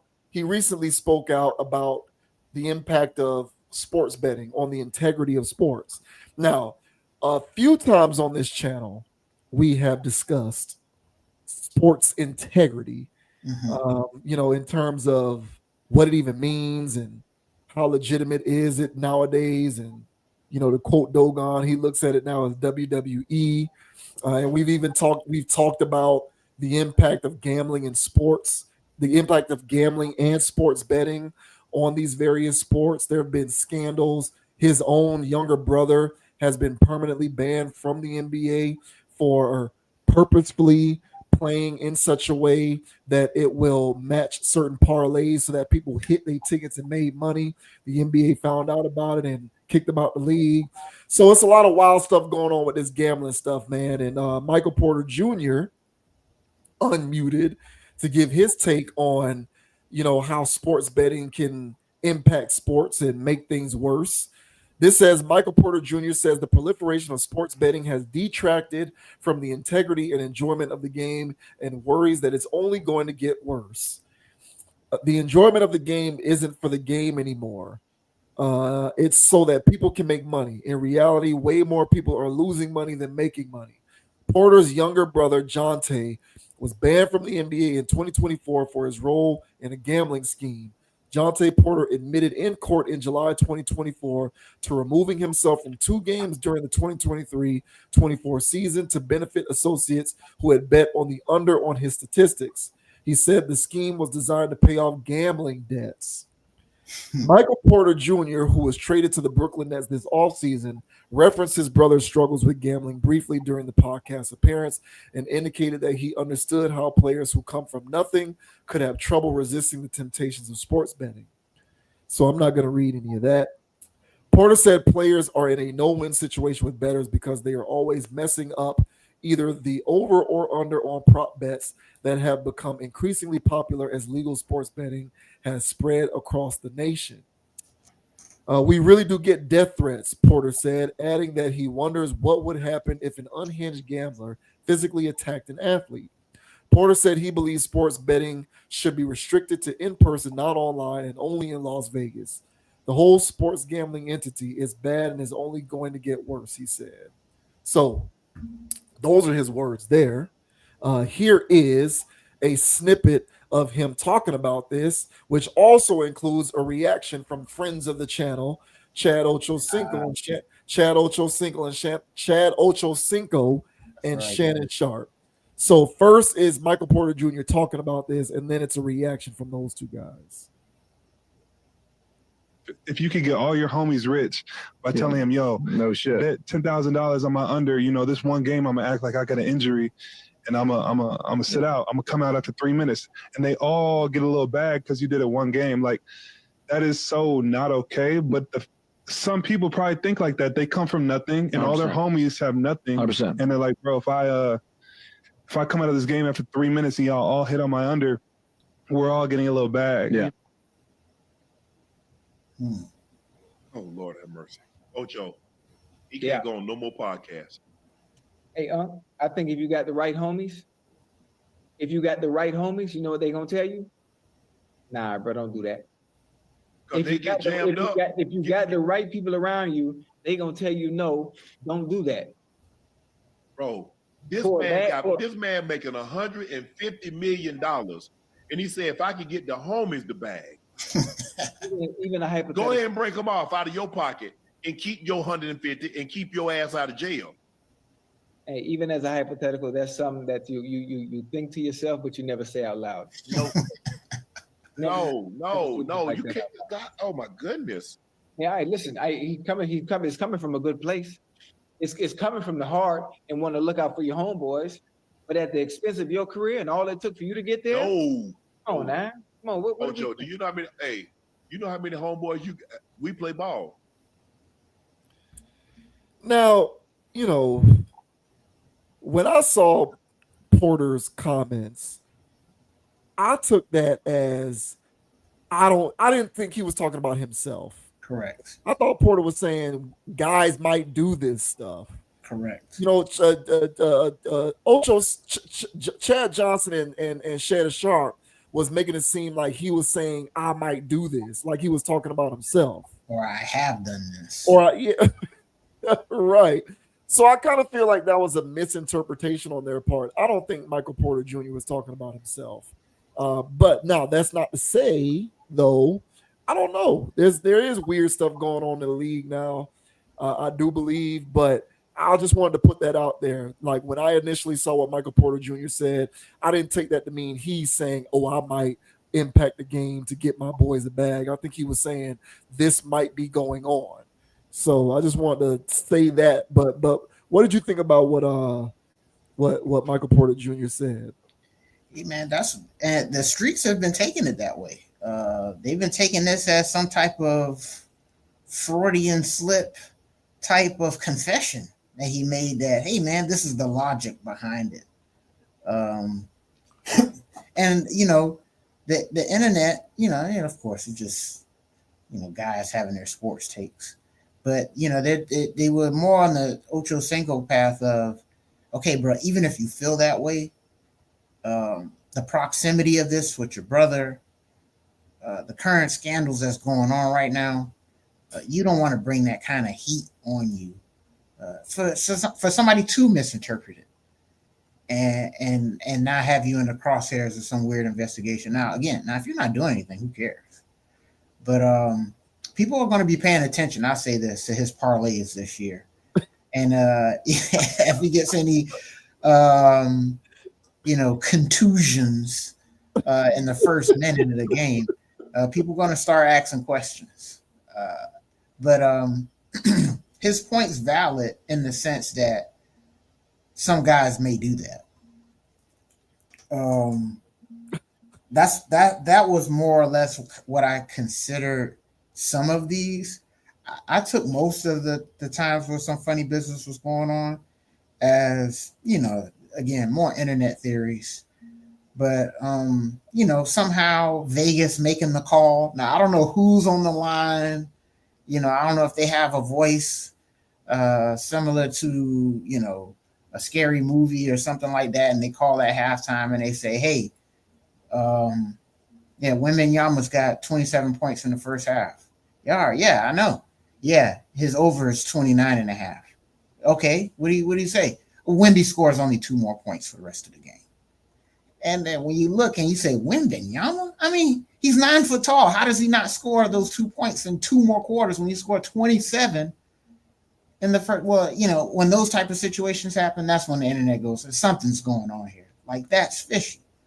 Now, so for those contexts where it is, in my opinion, sanctioned, those guys aren't. When you're going off the rails and you're doing your own side parlays with your own insider people, I think they're busting those guys. I think that's kind of how it goes. But I think the league, Vegas, they have their own type of parlay situation going on. And this is long before apps. But the apps have made it definitely more intense. But, I always felt like there was some type of weird, funny business going on with that. But these athletes, I mean, I agree with him in the context that, a lot of these guys do come from situations that are a little rough.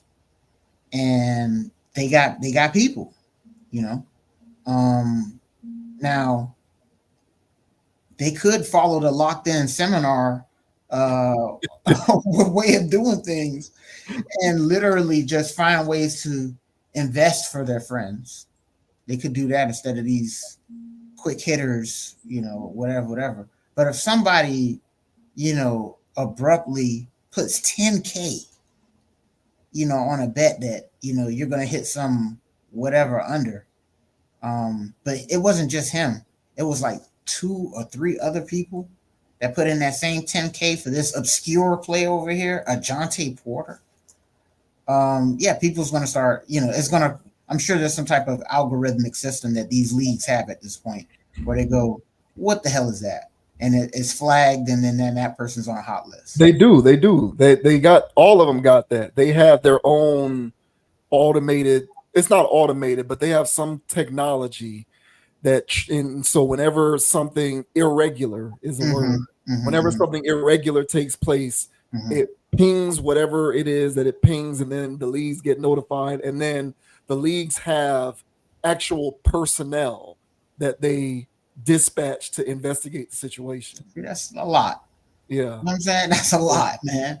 And when all of that stuff's going down, that's like, working at retail and trying to steal electronics.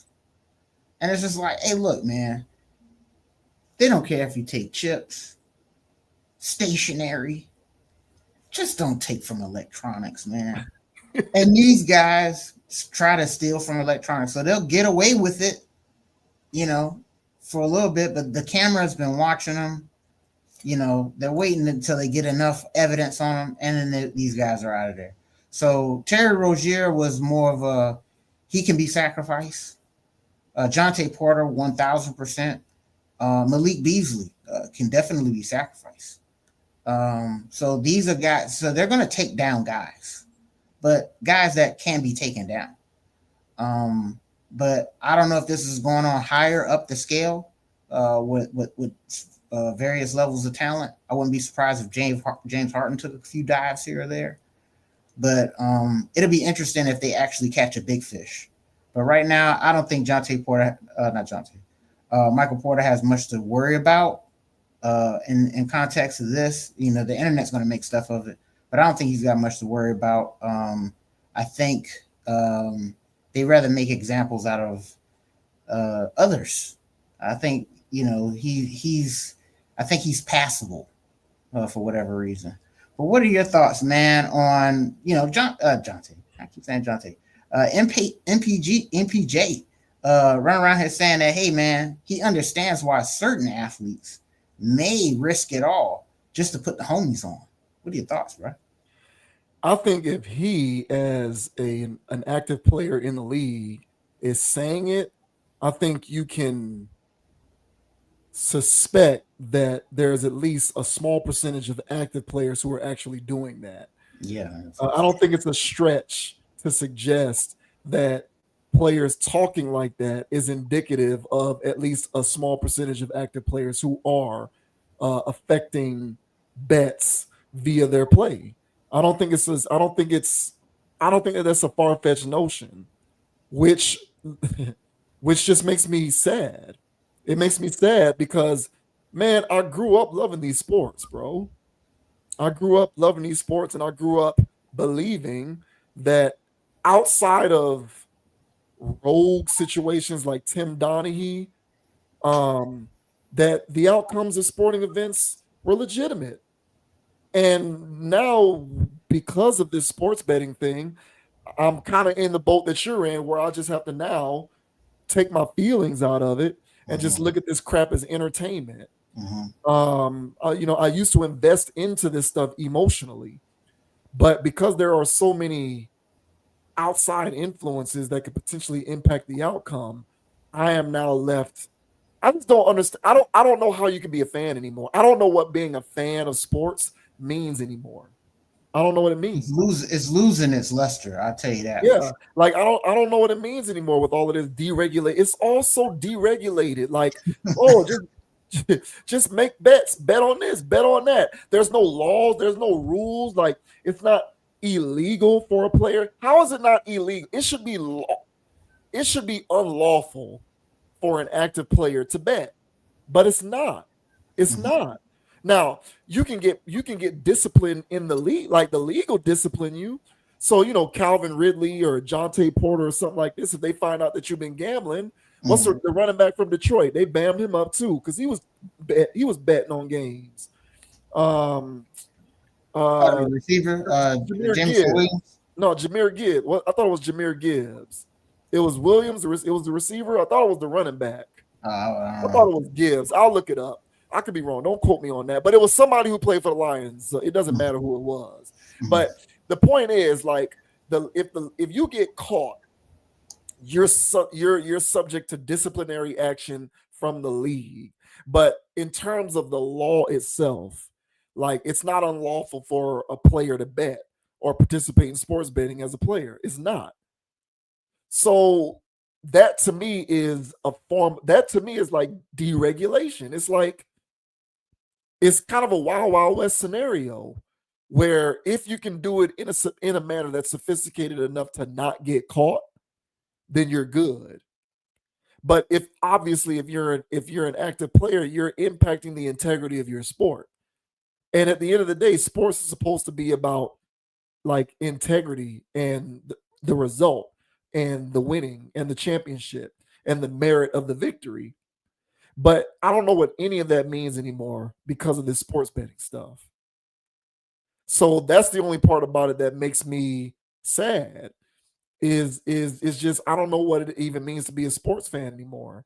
Because if I can no longer enjoy it unless I'm getting some sort of a tangible benefit out of it myself via betting, then what the hell am I doing it for? And unless I'm a professional gambler, I'm probably going to lose more bets than I win. So if I'm not winning more than I lose, what's the point of me getting involved in the whole gambling aspect of it? I at least want to win more than I lose. Everybody does. So this stuff to me is just, it's exhausting, man. It's exhausting. There's no guardrails. It's like NIL. NIL has turned college football into a free agency free-for-all. Yep. The fabric of being a college football fan doesn't even exist anymore, or at least it's taken on a different form. Yeah. And it's completely deregulated. There's no guardrails, so people are just people are lining up with the biggest pockets, and they're just getting their way and doing whatever they want. And now with professional sports and sports betting being legal, and there's nothing lawfully prohibiting players from doing it, all of it just seems to me to be completely wide open. So I have not gotten into betting really at all. I've always been able to just enjoy it for what it is. The closest I ever came to betting is doing fantasy and being in money leagues. That's the closest I ever came to it. But now it's become apparent that if the very nature of the games itself aren't legitimate because of the aspect of betting, it kind of seems like the only way that you can really enjoy this stuff now is if you yourself are participating in said betting. But me being the trepidatious person that I am, I don't like investing in things if I'm going to lose more than I win. Correct. I want to put my money into something where I can statistically give myself a better chance of winning than losing. Yeah, positive ROI. Yeah, but the way that this gambling stuff is set up, you're gonna lose more than you win. You just gotta hope that you hit that. You just want to be able to hit in a manner that's big enough to justify it, basically, right, from what I can tell. So I don't know, man. This stuff sucks. I don't like it, but it's yet another machination of capitalism that is doing what it does. I don't like it. It's impacted my sports in a way that I don't appreciate, but I'm losing all of the stuff that I used to care about. So I guess I could just add this to the list. Yeah, and college football has definitely taken its hit recently with how, as you mentioned, unregulated things are, and college is you touched on this in the Lil Tay situation where you're not going to give much pushback on how how ridiculous college is, you know, of what it's become and what can you actually get the hell out of it, which at this point is pretty much damn near nothing. For those people that are still caught up in that wave, you know, if you want to go there so you can press yourself and, you know, just learn how to learn, because that's all I learned in college was how do you do research, how do you, you know, stick to things, and, you know, I learned those kinds of things. So if you want to go to college for that, sauce. But for the most part, all these degrees that people are going there to get will be, you know, repugnant in the next 10 years. So, so college football has really moved into this place where, look, the student athlete stuff is cap anyway. Yeah. Let's just make this the minor leagues as it really was, but let's not front on it. And so they need to go all the way there with actual free agency windows that make sense, actual contracts that make sense, since you guys are literally becoming NFL light at this point, or pro sport, you know. So, you know, they need to get that under wraps. But, you know, with you, man, you know, I had some cognitive dissonance. Now, I always had this thing where I felt like some guys would sell a game or whatever like that, you know, personally, or the league would get weird with officiating during the game. I don't care what you say, bro. Those Knicks Heat series, bro, in the late 90s, there's a lot of bogus stuff going on in some of those games. And as far as officiating is concerned. And so from there, my skepticism began as far as like the league wanting certain things and stuff like that. So that's when I start trusting officiating. I never really put much on the players outside of some really wild scenarios that I would see in the NFL in particular. You know, like, hey man, why would you do that? But over the last, I would say 5 to 6, 7 years, bro, the NFL has got more sloppy, if you ask me. I felt like the old school had more integrity. It was a little bit more believable. But nowadays with replays, slow-mo cams, 4Ks, and all this other stuff, Instagram, social medias, where people can replay the same highlight over and over again. I ain't got to wait for SportsCenter and record it on my VHS. Things you can break things down. And you start to look at some of this stuff and you go, you know what, I don't know if I can rock with that all the way. But, you know, the bounce of the ball in certain situations, you know, the randomness that could happen, I still get down with that.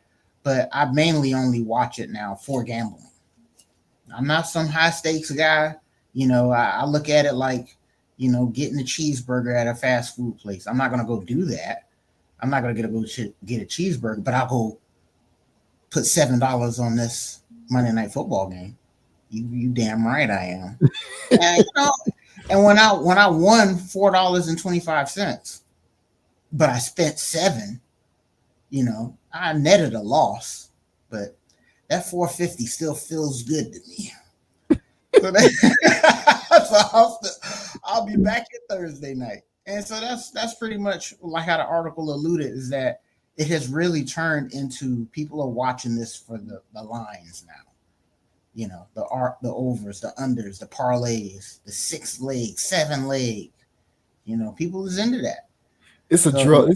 This stuff is a drug, bro. It's a drug, bro. If it was that easy to get up on this stuff and make money, everybody would be getting rich on this thing. They would. So you'll have your streak, but you're gonna have to know that everybody has their streak and their run. Yeah, so you gotta learn how to get your foot off the gas. But me personally, man, it's a fun little pastime.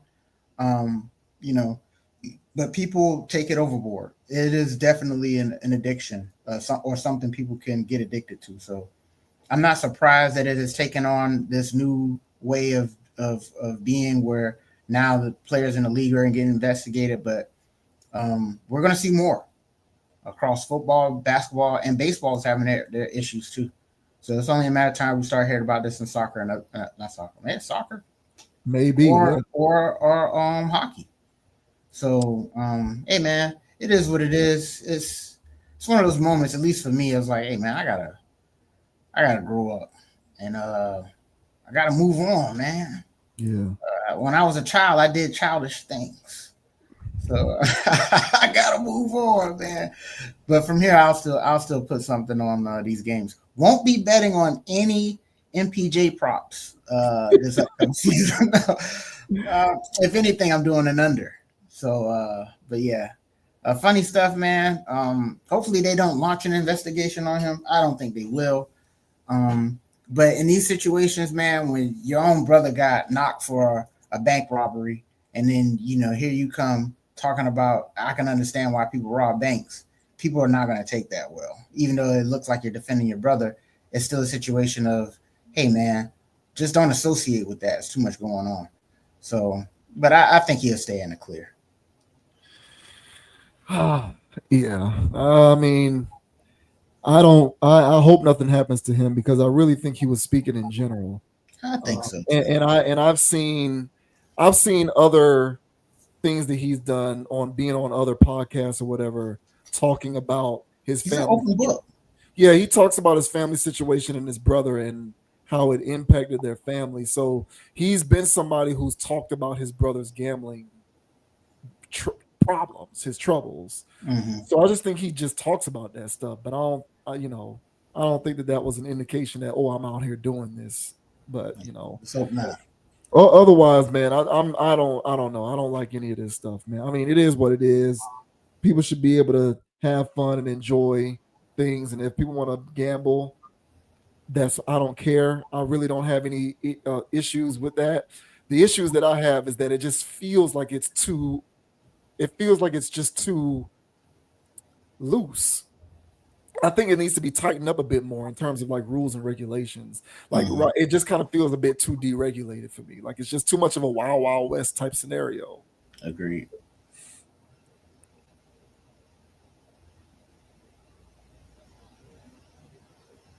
And now we move on from one Wild Wild West scenario to another. So these guys, who are former label mates, I believe, because I don't think Pusha T is on Good Music anymore, are, Consequences now unmuting to go off on Pusha T, because Pusha T has said that he no longer respects Kanye West. Pusha T used to be an artist on Kanye's Good Music. They have since had a falling out, stemming back from the Drake situation, but then progressing to when Kanye was making a lot of his public social faux pas and making a lot of people mad and getting himself quote unquote canceled. Mm-hmm. So Pusha T has distanced himself from Kanye. He's also said things like he doesn't respect Kanye, and Consequence is taking exception to that. So this says Consequence slams liar Pusha T again after exposing alleged Kanye West texts. Earlier this month, Consequence called out Pusha T and Malice during an interview with DJ Drewski for Hot 97. He unveiled a series of text messages that were allegedly sent in a group chat, including them and Kanye West back in 2021, also accusing the duo of performing hate towards the Chicago rapper. So I'm not going to read that. Blah, blah, blah, blah, blah, blah, blah, blah. Now Consequences doubled down. Yesterday, he posted a clip of the interview on Twitter, insisting that there are more alleged texts where that came from. Pusha T is a liar with no integrity. How do you tell the world that you don't respect Ye when you apologize to him for dragging him into the Drake beef? Clearly, you stabbed that man in the back for clout. And for you slow MFers in the back, it don't matter how long ago the text is from, because there's more, much more. The jig and gimmick is up. At Pusha T, a mouth can tell lies, but eyes can't. Ain't that right, Malice? I'm outside. So there's a tough guy Consequence talk there.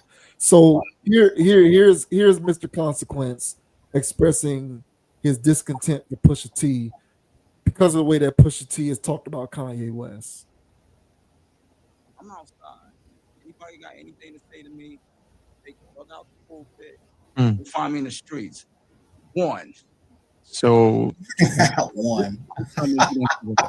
Song of the summer. I've been seeing the memes. It's been hard. And one of the reasons why we didn't have a song of the summer, because the soundbite of the summer was "I Don't Respect Kanye as a Man," performed by Pusha T and his brother Malice. What I have on my phone is a group chat between myself, Ye, and Pusha, and it was initiated right after the release of Donda. And Ye says, in the diss record to Drake, you still not 100% in the right with me, even though he should not have spoke on your wife. You not perfect either. The record still caused me mental harm. That meant when you shot, you hit me and my family also.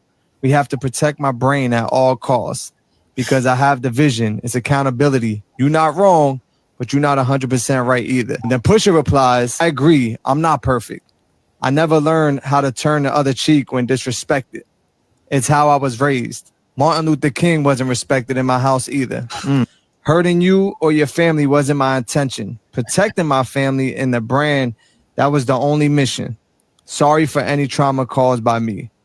Right. He apologized for basically dragging Kanye into the beef with Drake. Right. If you're willing to apologize to someone, that would mean that you respect them, right? Or just as a man, he felt like, let me just... If you're running a whole rollout based on not respecting someone and you're a man, but you already apologized to this man, then are you being honest with your base? Is this a real feeling or is this contrived for marketing? And another thing I want to point out is that he said Martin Luther King wasn't respected in his household. Isn't malice engulfed in the same scripture as Martin Luther King? This guy's timelines, bro. Yeah. Yeah. That all of that to me sounded like a reach, but what does Consequence have a point? No, I'm sorry. First of all, him walking out of the interview and saying one right before leaving. Listen, I'm not one of these new people that hates on boomer talk, but bro, nobody says one. I don't know one person that ends a conversation by saying one outside. I can't even remember the last time I've heard that. So for him to be on this page where he's like, look, I'm so about this life, like, come see about me, Pusha T. It's like, no, man. Even if you want to parlay this Consequence into some type of on wax situation, it's a reach. It's a reach, bro. And my money's on Pusha T. What's the over on Pusha T winning that battle? I'm taking the over on that. And I think most of the people in the hip hop world would take Pusha T over Consequence. I've listened to Consequence's music. I tried to be a fan. I said, hey, if he's co-signed by Kanye, then he's co-signed by me. So I'll listen to his stuff and I go, I can't co-sign this stuff. I had one song of his in my playlist, and it was just because Kanye did the beat and it was fire. I think it was called Good, Bad, and Ugly. I think that's what it was called. The beat was tremendous, especially at the time. So, but yeah, man, I feel as though Consequence has the timelines a bit skewed. Listen, if this happened back with Donda, and this is in 2021, and pre Stalin, pre mustache Kanye, it was all good for him to give that apology.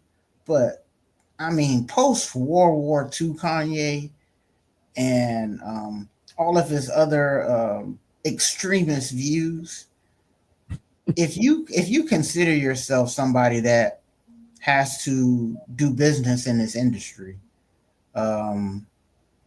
you might want to distance yourself from Kanye. So for him saying that he doesn't respect what Kanye's on, there's a lot of people that feel that way. There's a lot of people that are Kanye fans that don't respect what he be doing.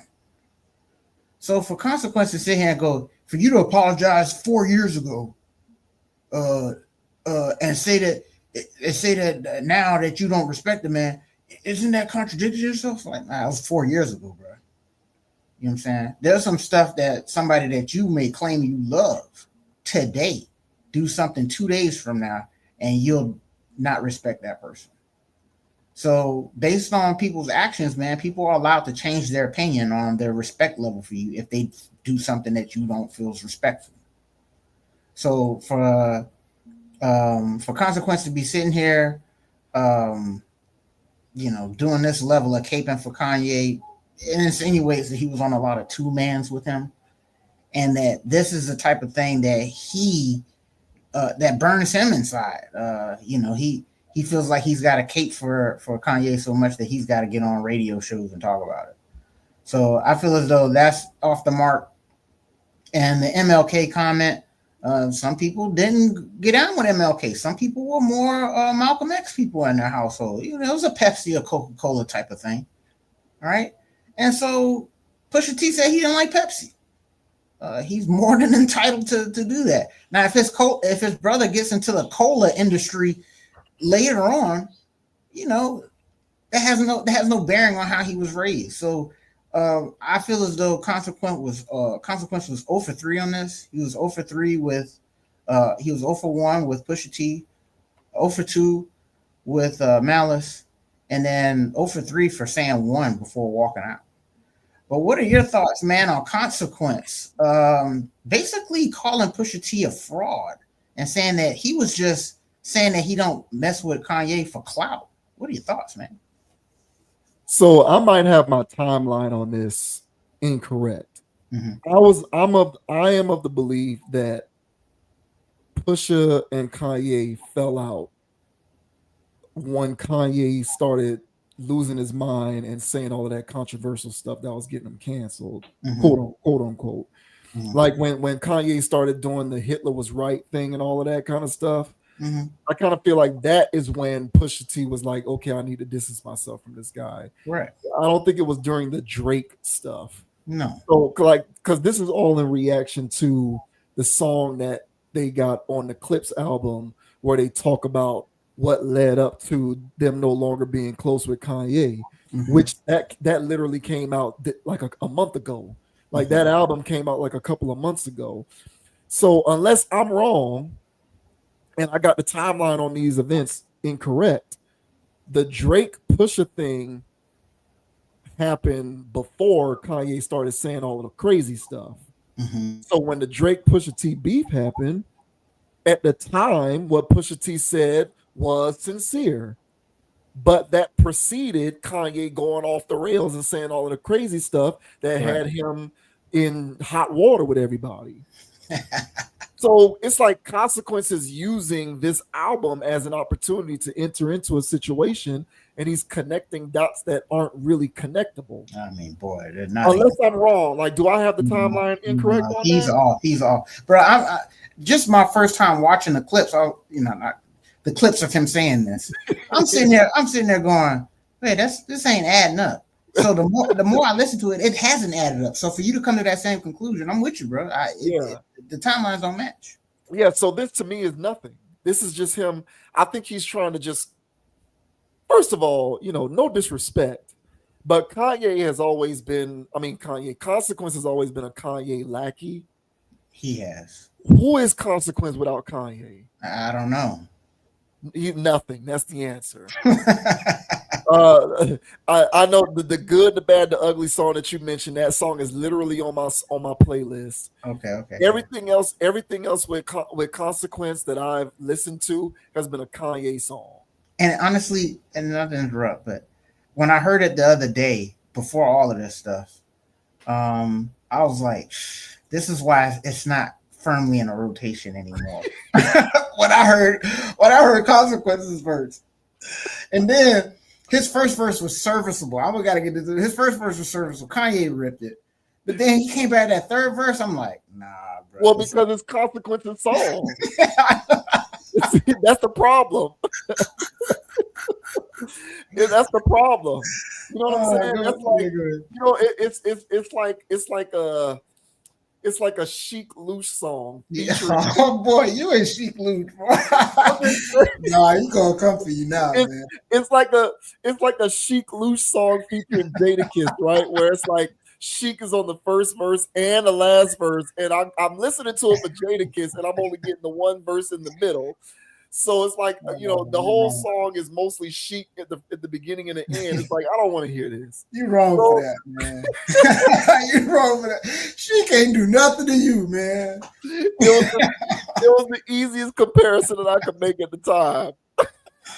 It was the easiest comparison I could make at the time, man. Shouts out to Sheik. I like Sheik better than Consequence. I'll say that. His verse on All About the Benjamins remix was decent. Yeah, and look, all the more credit to him because he wrote it. So, Okay. you know, I'm on this day and age, I'm gonna give a rapper credit for writing his stuff. Yes. And so, yeah, he wrote that. Like, look, man, I know I'll be making fun of Sheik, but but Sheik is definitely on a much higher plane for me than Consequence. 1,000%. You know, that was just the best comparison that I could make. But you know what I'm saying?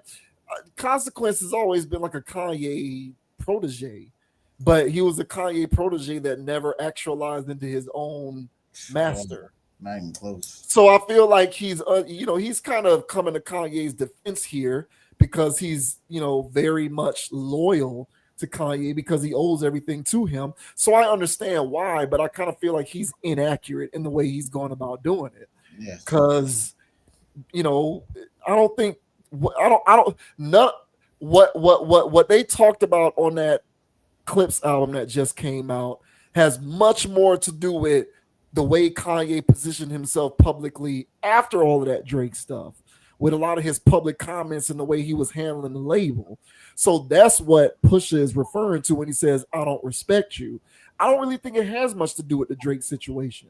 So for Consequences to basically base it off of that, going back to 2021 with them text messages, which was about the Drake situation, I kind of feel like he's just being inaccurate with what he's saying. Yes. So I just can't take much of it seriously. I can't. And that was my thing, because when I was scrolling the internet and I saw Consequence pop up, I was like, what? So I thought it was like some old type of situation that resurfaced or whatever. But I kept scrolling and I kept seeing the things. So I sat down and I watched it, and I'm like, oh, this is new, but he's talking about something very old. Yeah, it's a reach. It's a reach. Yeah, and I was also in a situation like, hey, bro, everybody just own Kanye. You can't do business right now and say that you are in favor of what Kanye does. Nobody is in favor of that. You know what I'm saying? So, nah, man, you can't blame Pusha for that. So, yeah, they got an album. That's what I'm saying. What are you doing? You trying to poke the bear here? I'm not even really a Pusha T fan like that, but he's good. He's better than Consequence. So what are you trying to poke the bear? You trying to get relevance out of this? You want to try to make a beef out of this? Like, what's your thought pattern behind this? Because I'm telling you right now, bro, you're going to get eradicated. The irony of what he said is, he said, so, you know, how can you not respect somebody when you apologize to him 4 years ago? What are you talking about? Are you doing this just for marketing? It kind of feels like it kind of feels like you're putting yourself into this situation for marketing purposes. Exactly, bro, because nobody said your name for years. Yeah, man. Ironically, bro, I was going through a old drive of mine when I actually had music stored that I owned, and you know, I was just trying to find stuff from old playlists to add to my stuff, man. And yeah, I found that song and I was like, oh yeah, how could I forget this? And then while listening to it, I was like, yeah, I think I only stayed for Kanye's verse back then. And I tried to listen to it again, like have it like in the rotation. And then I was like, I'm sorry, I can't have this. I can't bump this. So whenever I want to hear that instrumental again, I'll come back, you know, but nah, dude, I can't drive with bro. So yeah, man, he is a bit of a lackey, you know, of course. Yeah, that's his man's. So, you know, of course he's going to sit there and do this level of defending him. But if he had an actual case, I would be behind it, even though I feel as though it's whatever. But it's not even an actual case. In both contexts where he was getting that malice for the whole MLK thing. Hey, Pusha said this. That's what I'm saying. It sounds like a reach. That's why I say he's reaching. Like he's connecting dots that don't connect. You know, that's what it seems like. Malice doesn't even have, like, why are you even bringing up he's bringing up straw man arguments like Martin Luther King and Malice, and yes, they are both enveloped in the same scripture. What does that have to do with the price of tea in China? Like, what does that have to do with what point are you trying to make? So I just thought he did a very poor job of whatever it was that he was trying to do. And like overall, it's just like, bro, it's like you said, your name was not being thought of in any of this. No. And so he's speaking up for his mans. I get it, but he's doing it in a way that is not accurate to the record of events, in my opinion, and not respectful. Yeah, and not honorable. So, consequence. I'm sorry, bro. I don't even rap anymore, bro. But I feel like I could put pen to pad better than this guy right now, man. So I'm not buying it. If you want to get into a rap battle with Pusha T, good luck. That's the most time you're gonna hear your name spoken in a while. But I'm telling you, it's not going to be for all the wrong reasons, bro. So a bit of a reach here. Consequence. Would have loved to have supported you, but this seemed a bit corny, bro. And I said what I said. One, bro. One.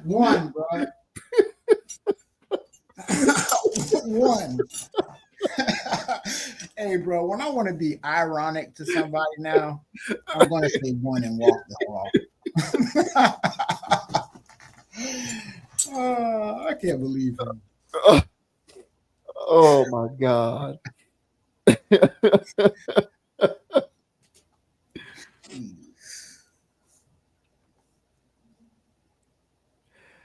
And Fivio Foreign can't name a Nas bar. Fivio Foreign cannot name a Nas bar or a Nas song, apparently, except for one mic. So Fivio Foreign was on Jim Jones's podcast. Who knew? Everybody got a podcast. So Jim Jones has a podcast. Fivio Foreign was on it. There was a recent viral thing going on because Jim Jones was saying that he'll out rap Nas and he's better than Nas, and he's just more superior to Nas. And so there was an internet conversation going on for a while debating the merit of Jim Jones's comments. Jim Jones is basically saying, I'm gonna always stick up for myself because I like me more than anybody else, even if you don't agree. So he's sticking to his guns on that. He won't smoke him out of his hole. He maintains that he's better than Nas and he'll out rap Nas. He specifically said that he would out rap Nas any day of the week. That's what he said to Shannon Sharp and Chad Johnson. So Jim Jones has a podcast, and Fivio Foreign was a guest on Jim Jones' podcast, and they somehow got onto the Nas subject. And Fivio Foreign was basically like, I don't even really know any Nas bars or any Nas music like that. This coming from somebody who was actually featured on a Nas song not too long ago. So this says Fivio Foreign says he can't say a Nas bar despite them having a song together. The Jim Jones versus Nas debate started by Capo himself continues. On Sunday, which is August 17th, Jones debuted his new podcast, Artist to Artist, where he sat down with New York rapper Fivio Foreign. At one point, Jones brought up fellow New Yorker Nas, which prompted Fivio to share his own take on the venerated Queens artist. Let's see. The discourse surrounding Capo and Nas began in late June when Jones appeared on Fat Joe and Jadakiss' podcast and boasted about his achievements. They forget I got a hell of a catalog, gold records, platinum records, check my track record, then check everybody else's track record. If you want to go to the Billboard entries, pull up Nas's Billboard entries and pull up my Billboard entries. Jones, as a solo artist, has had 2 of his songs reach the Billboard Hot 100, one of which made it into the top 10. Nas has 27 Hot 100 entries and 2 top 10 hits, though in Jones's defense, Nas was a featured artist, not the primary one on both of them, while Jones was the sole artist on his number 5 hit, 2006's We Fly High. Jones has 9 albums that have charted on the Billboard 200 albums chart, while Nas has 24.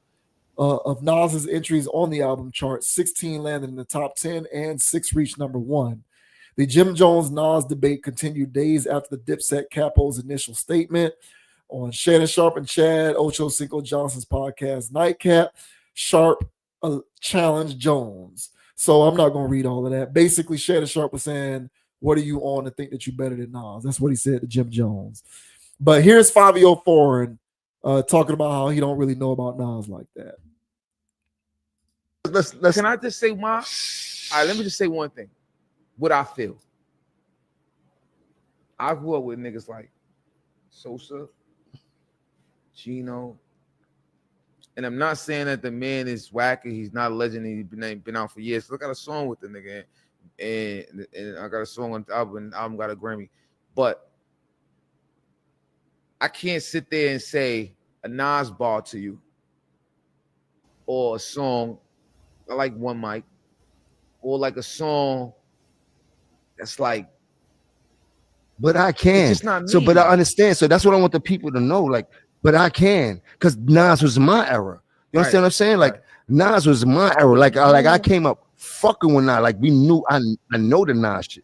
You know? But moving forward, I started a whole new era and a whole new genre and a generation of people that you did. But I just be doing me. But I'm just telling you how that was. So now that we on that type of shit. So who were some of your biggest influences as rappers coming up? Like, who made you feel like you wanted to become a rapper? Who were some of the people that you wanted to dress like? Like, let me hear some of that, because that's the essence of what makes a nigga become a basketball player. What makes a nigga become, like, who was that for you? I'm gonna keep it real. I was infatuated with Chief Keef in Chicago. The shit was so. It was just like, it was crazy. I liked the Meek Mills. Tane was crazy. I loved Dipset. Jim Jones, Joel Santana. Thank you. Of course. Paul. You said you was infatuated with Chief Keef. Pause. Yeah, we are talking New Yorkians, guys. So you gotta say pause. If you're from New York and you say something like that, you gotta say pause. Lest I think otherwise. So what did you think? What did you think about that, man? What do you have to make it at? Once he started getting into his list, I think that told me everything I needed to know about this foreign man. Now, I honestly can't tell you a one Fivio Foreign song. So I call him the foreign man because I don't know anything about him. And the way that he goes about not knowing any Nas bars, even though he likes One Mic, I don't know any of his bars, and I can't name one of his songs. And I think, I guess he didn't mean that as a form of disrespect, but in the same token, why would you go to Jim Jones's platform? Who knew Jim Jones had a platform? So for you to go to Jim Jones's platform and to have this conversation as if, you know, you represent this young generation. This guy was born in 1990. So he's 35 years old. I literally just looked up his age because I thought he was a jit. Yeah, so but he's 35. Yeah, he's a grown ass man. Okay, so he's a grown ass man with really no excuse to not even dig in the crates to figure out why people even liked Nas. All right, or even liked anybody else. So for him to not say that he doesn't like any Nas, you know, you don't have to like Nas. But to say that you don't know a bar is literally insane. You know, if you call yourself from being from New York and being in the rap game, and being the age that he is, My thing is, do yourself a favor and do some research. You know, I'm constantly crate digging. I'm constantly probing different eras. Pause. All right, because I'm constantly figuring that out. Of hey, man, what made these guys take? Why is this guy considered a legend in some circles? So I would do my research. Not everybody's on that, apparently. So he's either lying, which I don't think he is after he said Meek Mill was an inspiration. So he clearly wasn't lying, but he clearly is in the Jim Jones bandwidth. In my opinion, Nas makes a more high vibrational form of hip hop, more distilled. You can when you're doing wine testing or something like that, you can do that and deal with the age of it and the different layers. You can't really do Jones music. It's bottom shelf, industrial. And if that's what you like, if you go to the liquor store and you're running for the Everclear, all right, and the Four Locos, you're telling me everything that you are as a drinker. So for me, Nas is, he's high grade, he's the VSOP, black labels, that good stuff that you gotta fork over extra dollars for. And so yeah, Chief Keef, I get it. The Chief Keef wave was insane. So when Chief Keef was blowing up, nah, bro, Chief Keef blew up in 15, 14, 13, like in that time span. So he was well in his 20s. That's what I'm saying. Yeah. Yeah. So and that Chief to me Keef is was weird. amazing. The Chief Keef part to me is weird. Like I was tracking with everything he was saying except for that, because he's like, that's a generation under you, bro. So Yeah. you were infatuated with a rapper that's a generation after you. That to me I thought was weird. Yeah, I mean Chief Keef and Chief Keef prime was when he was 14 through 17 years old. Yeah. So I don't know what you got going on as a 25-year-old man, doing that stuff. But hey, bro, teach their own, right? But hey, all in all, hey man, he just told me what his palette was when he said who he listened to, and so yeah, bro, Jim Jones, you are in the same tier as Chief Keef and Meek Mill. He said he doesn't like refined audios. He didn't see that, wasn't in any part of his dissertation there. So I hope you enjoy being on the bottom shelf, because that's where you seem to be vibrating at the highest. But what are your thoughts, man, on this foreign man saying that, hey, yeah, I got a song with Nas, but I don't know any of his songs besides One Mic. What are your thoughts, bro? I mean, to be fair, I know people who are around our age who probably wouldn't know a Nas bar, or like, the thing is it's a preference thing. It's a palette.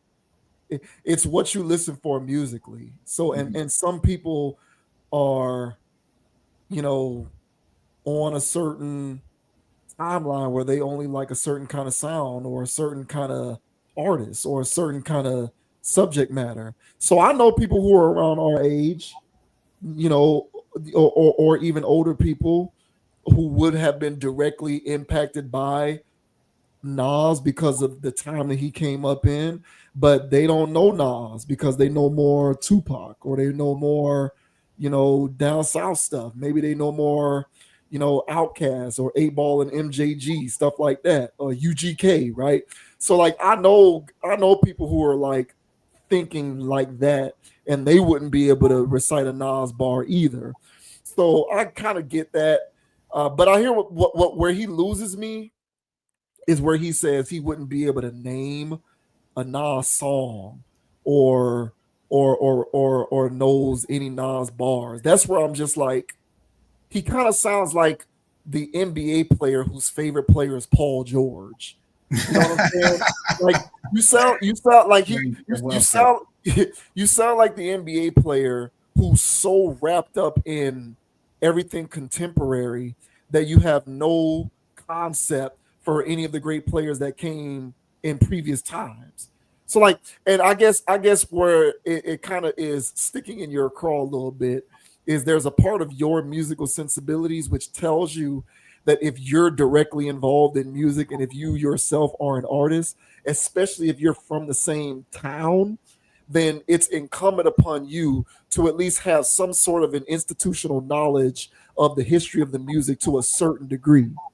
Correct. And I could say the same thing about sports. I kind of feel like if you're an NBA player, I'm not saying your favorite player has to be Julius Irving or Moses or yeah.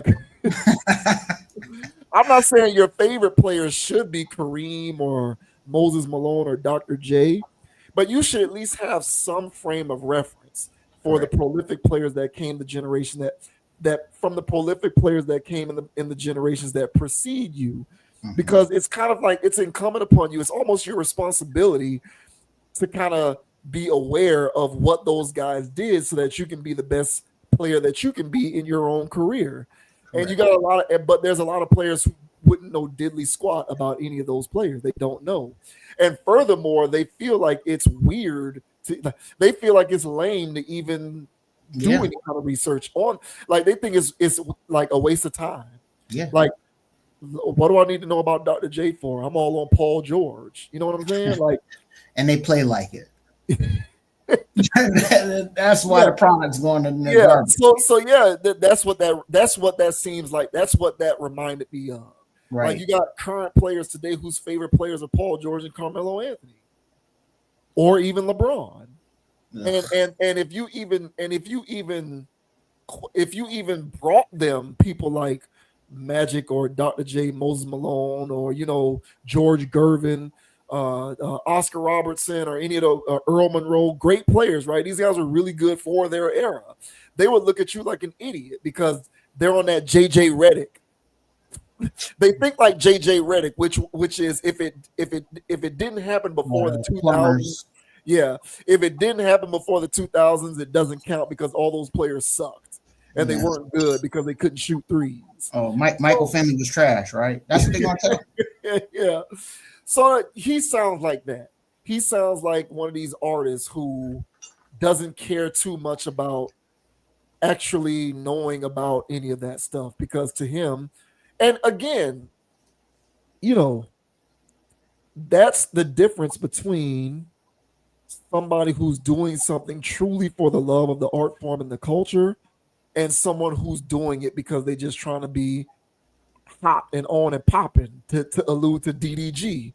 Fivio Foreign cares more about being a hip hop star than he cares about being a MC or a rapper. I agree. So there's two different, so there's the dichotomy that exists there. So I would feel weird. Like, it would be really weird if Kendrick was like, I don't know a Nas bar. That would be weird. That would be weird. Like, if Kendrick or J. Cole, Big Sean, even Drake, the guys who be rapping, like if they were like, oh, I don't really know a Nas bar, because they're the same age as Fivio Foreign. They're the same age, 35. It's crazy. 35, 36. So they're around the same age, but different approaches and different frames of reference. So if a guy like Kendrick was like, I can't tell you a Nas bar, I'd be like, what the hell? That's weird. That's weird. Yeah. But Fivio Foreign, with the songs that he makes, his doohickey stuff, of course he likes Jim Jones and Chief Keef. Like, so I'm not shocked by that. But I hear where you're coming from. I kind of do feel like when you're in that field, you can be the best version of yourself by studying the greats who came before you. I do believe that. So it strikes me as odd that someone in that position would be so dogged in saying, I don't know nothing about Nas. That to me is weird. But is it surprising? No. Look at what's happening in sports. People coming up in sports now don't know squat about any of this stuff. Like, there's young players coming into the league now who I don't have to go to the 90s. I can go to the early 2000s. I can be like, do you know who, are you familiar with Steve Nash? And they'll probably be like, oh, for what? I don't need to learn about Steve Nash. It's all about Steph or somebody like this, Damian Lillard or something. So that's kind of the way this stuff goes, bro. I think our generation is the last generation, I truly believe this, that was beholden to learning about history. I think every generation that came after ours in any industry, not just sports or music, but every generation that came after ours, because they're basically having everything handed to them via the expediency of the internet and technology, there's no level of responsibility for future generations to know about history because they're not penalized for not doing so. So even though Fivio Foreign is 35, I feel like he's in the similar mindset. Yeah, I just think that he's on that side of the tracks where it's less about the art form and the craft and like rapping and lyrics and bars and being socially aware and making music that's impactful in positive ways. And he's just more about money, cash, hoes, bitches and all of that other kind of stuff. That's the side of it that he's on, and I think it's reflected in look at how he talks, look at how he looks. Yeah. So it's consistent with his presentation, so I'm not surprised by that at all. Yeah, I agree, and that's what I'm saying, man. And to the Fivio Foreign fans out there, hey, man, I'm not coming at you or anything like that. He was coming at my guy. Right? He was coming at my guy by teaming up with Jim Jones of all people, and then expounding and saying that, hey man, I don't even know any Nas songs like that for real, besides One Mic. And for him to say One Mic of all songs, it's like, come on, bro. Everybody knows Ether, bro. Everybody knows bars from Ether. Even if you don't, I can say bars and you go, oh, that was from Ether. Yeah, you do know Nas bars. I'll give him other ones too. But for him to do that, it was real, I'm a Jim Jones ally talking point. I felt like Jim put him up to it. And that's why he said, but I do though. See, that's the thing. I know Nas bars, and people want to come at me like, And so then he said, so who are people you listen to? And so when he said Chief Keef and Meek Mill, Jim Jones' face was like, damn, bro, like, I'm in the same class as those guys. Yes. Actually, you're below Chief Keef.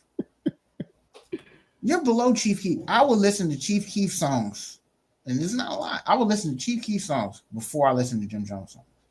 I will listen to Meek Mill songs. You know what I'm saying? Even though he laced his stuff with some Diddy type bars. I said, I'd rather listen to that than Jim Jones, man. Because Meek got some sus bars, bro. Yeah, everybody keep talking about the one Meek said, pool stick all in his derriere. Tell him take that. And that song's good too, bro. By the way, that song that came from, he ruined it with that bar. And the same thing, I think I brought this on here too. Corey Guns, Meek's verse on that was crazy too, but he ended it by saying, "They call me Mr. F-N. I don't need a 304." And I was like, "Why would they call you Mr. You'll F and N?" Why would you say that? You know what I'm saying? And you ended it by saying you don't need a 304. What kind of bar is that? So the internet hasn't found that one yet. But yeah, Meek's got more where that came from. But honestly, still rather hear that than we fly high. So Jim Jones, yet again, sir, you can kick rocks. Yeah. Yep. Yeah. I mean, I don't think of Jim Jones as an artist. I don't. Clearly, his show is called Artist to Artist. He views himself as an artist. I never looked at Jim Jones as an artist. I always put Jim Jones into the Birdman Diddy category of you run the label. Mm-hmm. And you're gonna make albums and feature your people on them and do songs, but I never thought of him as a rapper. So it's interesting to me to see that he really does look at himself as like an artist or a rapper, based on what he's been saying recently. Like that's how he views himself. I never looked at him as that. So interesting stuff, man. But bro, people aren't beholden to history anymore. That's something that we're going to have to get used to. If we're seeing in sports, you got people coming up saying their favorite player is Paul George. And again, look, I'm not trying to bang on Paul George here, but it's weird to hear some of the younger players in these sports coming up now who have no frame of reference for history, like none. Like, so everything that you know about is everything that happened after 2007. Like, you're not that much of a jit that now becomes ancient history for you. That's crazy. So I don't know. The best players know how Magic played. Like, if you're a really good point guard, I understand it's 2025, but if you aspire to be a great point guard, studying Magic tape is a good idea. Mm-hmm. Yeah, it was in the 80s, but you still might want to study tape on that guy. Like, he had eyes in the back of his head. So, but you got a lot of this stuff now. Everything that's young and current is the only thing that exists. And if it's not young and current and new and on the internet, it doesn't exist. So I kind of feel like this kind of reminded me of that. It's a similar thing because Nas ain't really relevant currently like that. He's more so, even though he's active, like he literally just put out an album as recently as last December, I think. So he's still active. Oh, was it last December? It might have been this, whenever the last Magic came out, the Magic 3, whenever that came out. But he's still active, but he's definitely active for people like us and older. And people who like actually listen to this music, not for that kind of sound, but for more of the substance type stuff. So unbelievable. Yeah. Jim Jones, artist to artist. All right, people, we're out of here. We are done. That's a sign off for us. JV Wins Dogon SS. Check us out on Instagram at Con Approach, CONAPPROACH. Check us out on TikTok at Con Approach, CONAPPROACH, same spelling. Upload some of the content there. Check us out Amazon Music, Apple Podcasts, and Spotify.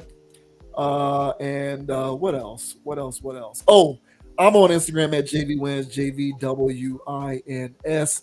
Subscribe to the channel, man. Leave a comment. Let us know what you think about the commentary in this or any other video. We are always interested in what the community has to say, man. So we appreciate the engagement, and we tend to chime in from time to time to respond, as long as you're not being a troll. So, as I always like to say, man, don't be a group thinker. Have a mind of your own. Think for yourself. And until next time, we got about 2.5-3 weeks left until the gambling fiesta known as the NBA recommences. Apparently, I can no longer look at this thing as sports. I now have to look at it as personal entertainment that I can make money off of, even though I would prefer to win more than lose. But they backed me into a corner, and so this is the adjustment that I have to make. But shouts out to the return of college football and professional football. Can't wait. We'll see what my Seminoles have in store. But until the next stream, we'll see you later. Yes, sir. And the name is Dogon SS. And you can find me on Instagram at Dogon_SS, on YouTube, DraftKings, MySpace, Facebook, Meta, X. Hey, man, if there's a social media platform out there, Dogon_SS is out there. Make sure you guys like, subscribe, follow, or whatever it is going on that app. All right. And as I say every week, guys, all right, we greatly appreciate you guys watching the videos, all right, hanging out with us on a Tuesday night or in the post talk. Hey, either way, man, we appreciate you all's company and you guys liking, sharing. Let's not forget that, guys. All right. And also consciously leaving those comments. Now, again, the troll variety, you guys will not be engaged. But for everybody else, whether your opinion is pro or con, we still highly appreciate your feedback because, hey, man, we don't know every damn thing, even though we know a lot. All right. So, all right, as I say every week, ladies and gentlemen, don't be too high, don't be too low. Keep it calm, keep it chill, keep it clear. And don't let anybody get you off your pivot, especially those people that's trying to cancel you. So until the next week, guys, we'll see you on the next episode. Skrr, skrr. Yeah, shouts out as always to my boy M Duddies, man. Love you as always, Marcus Dudley. Thank you for the support, my brother. Yeah. You are indeed the original OG friend of the channel, my good sir. That's right. Yeah, we're signing out, folks. We'll see you next time. Peace. One.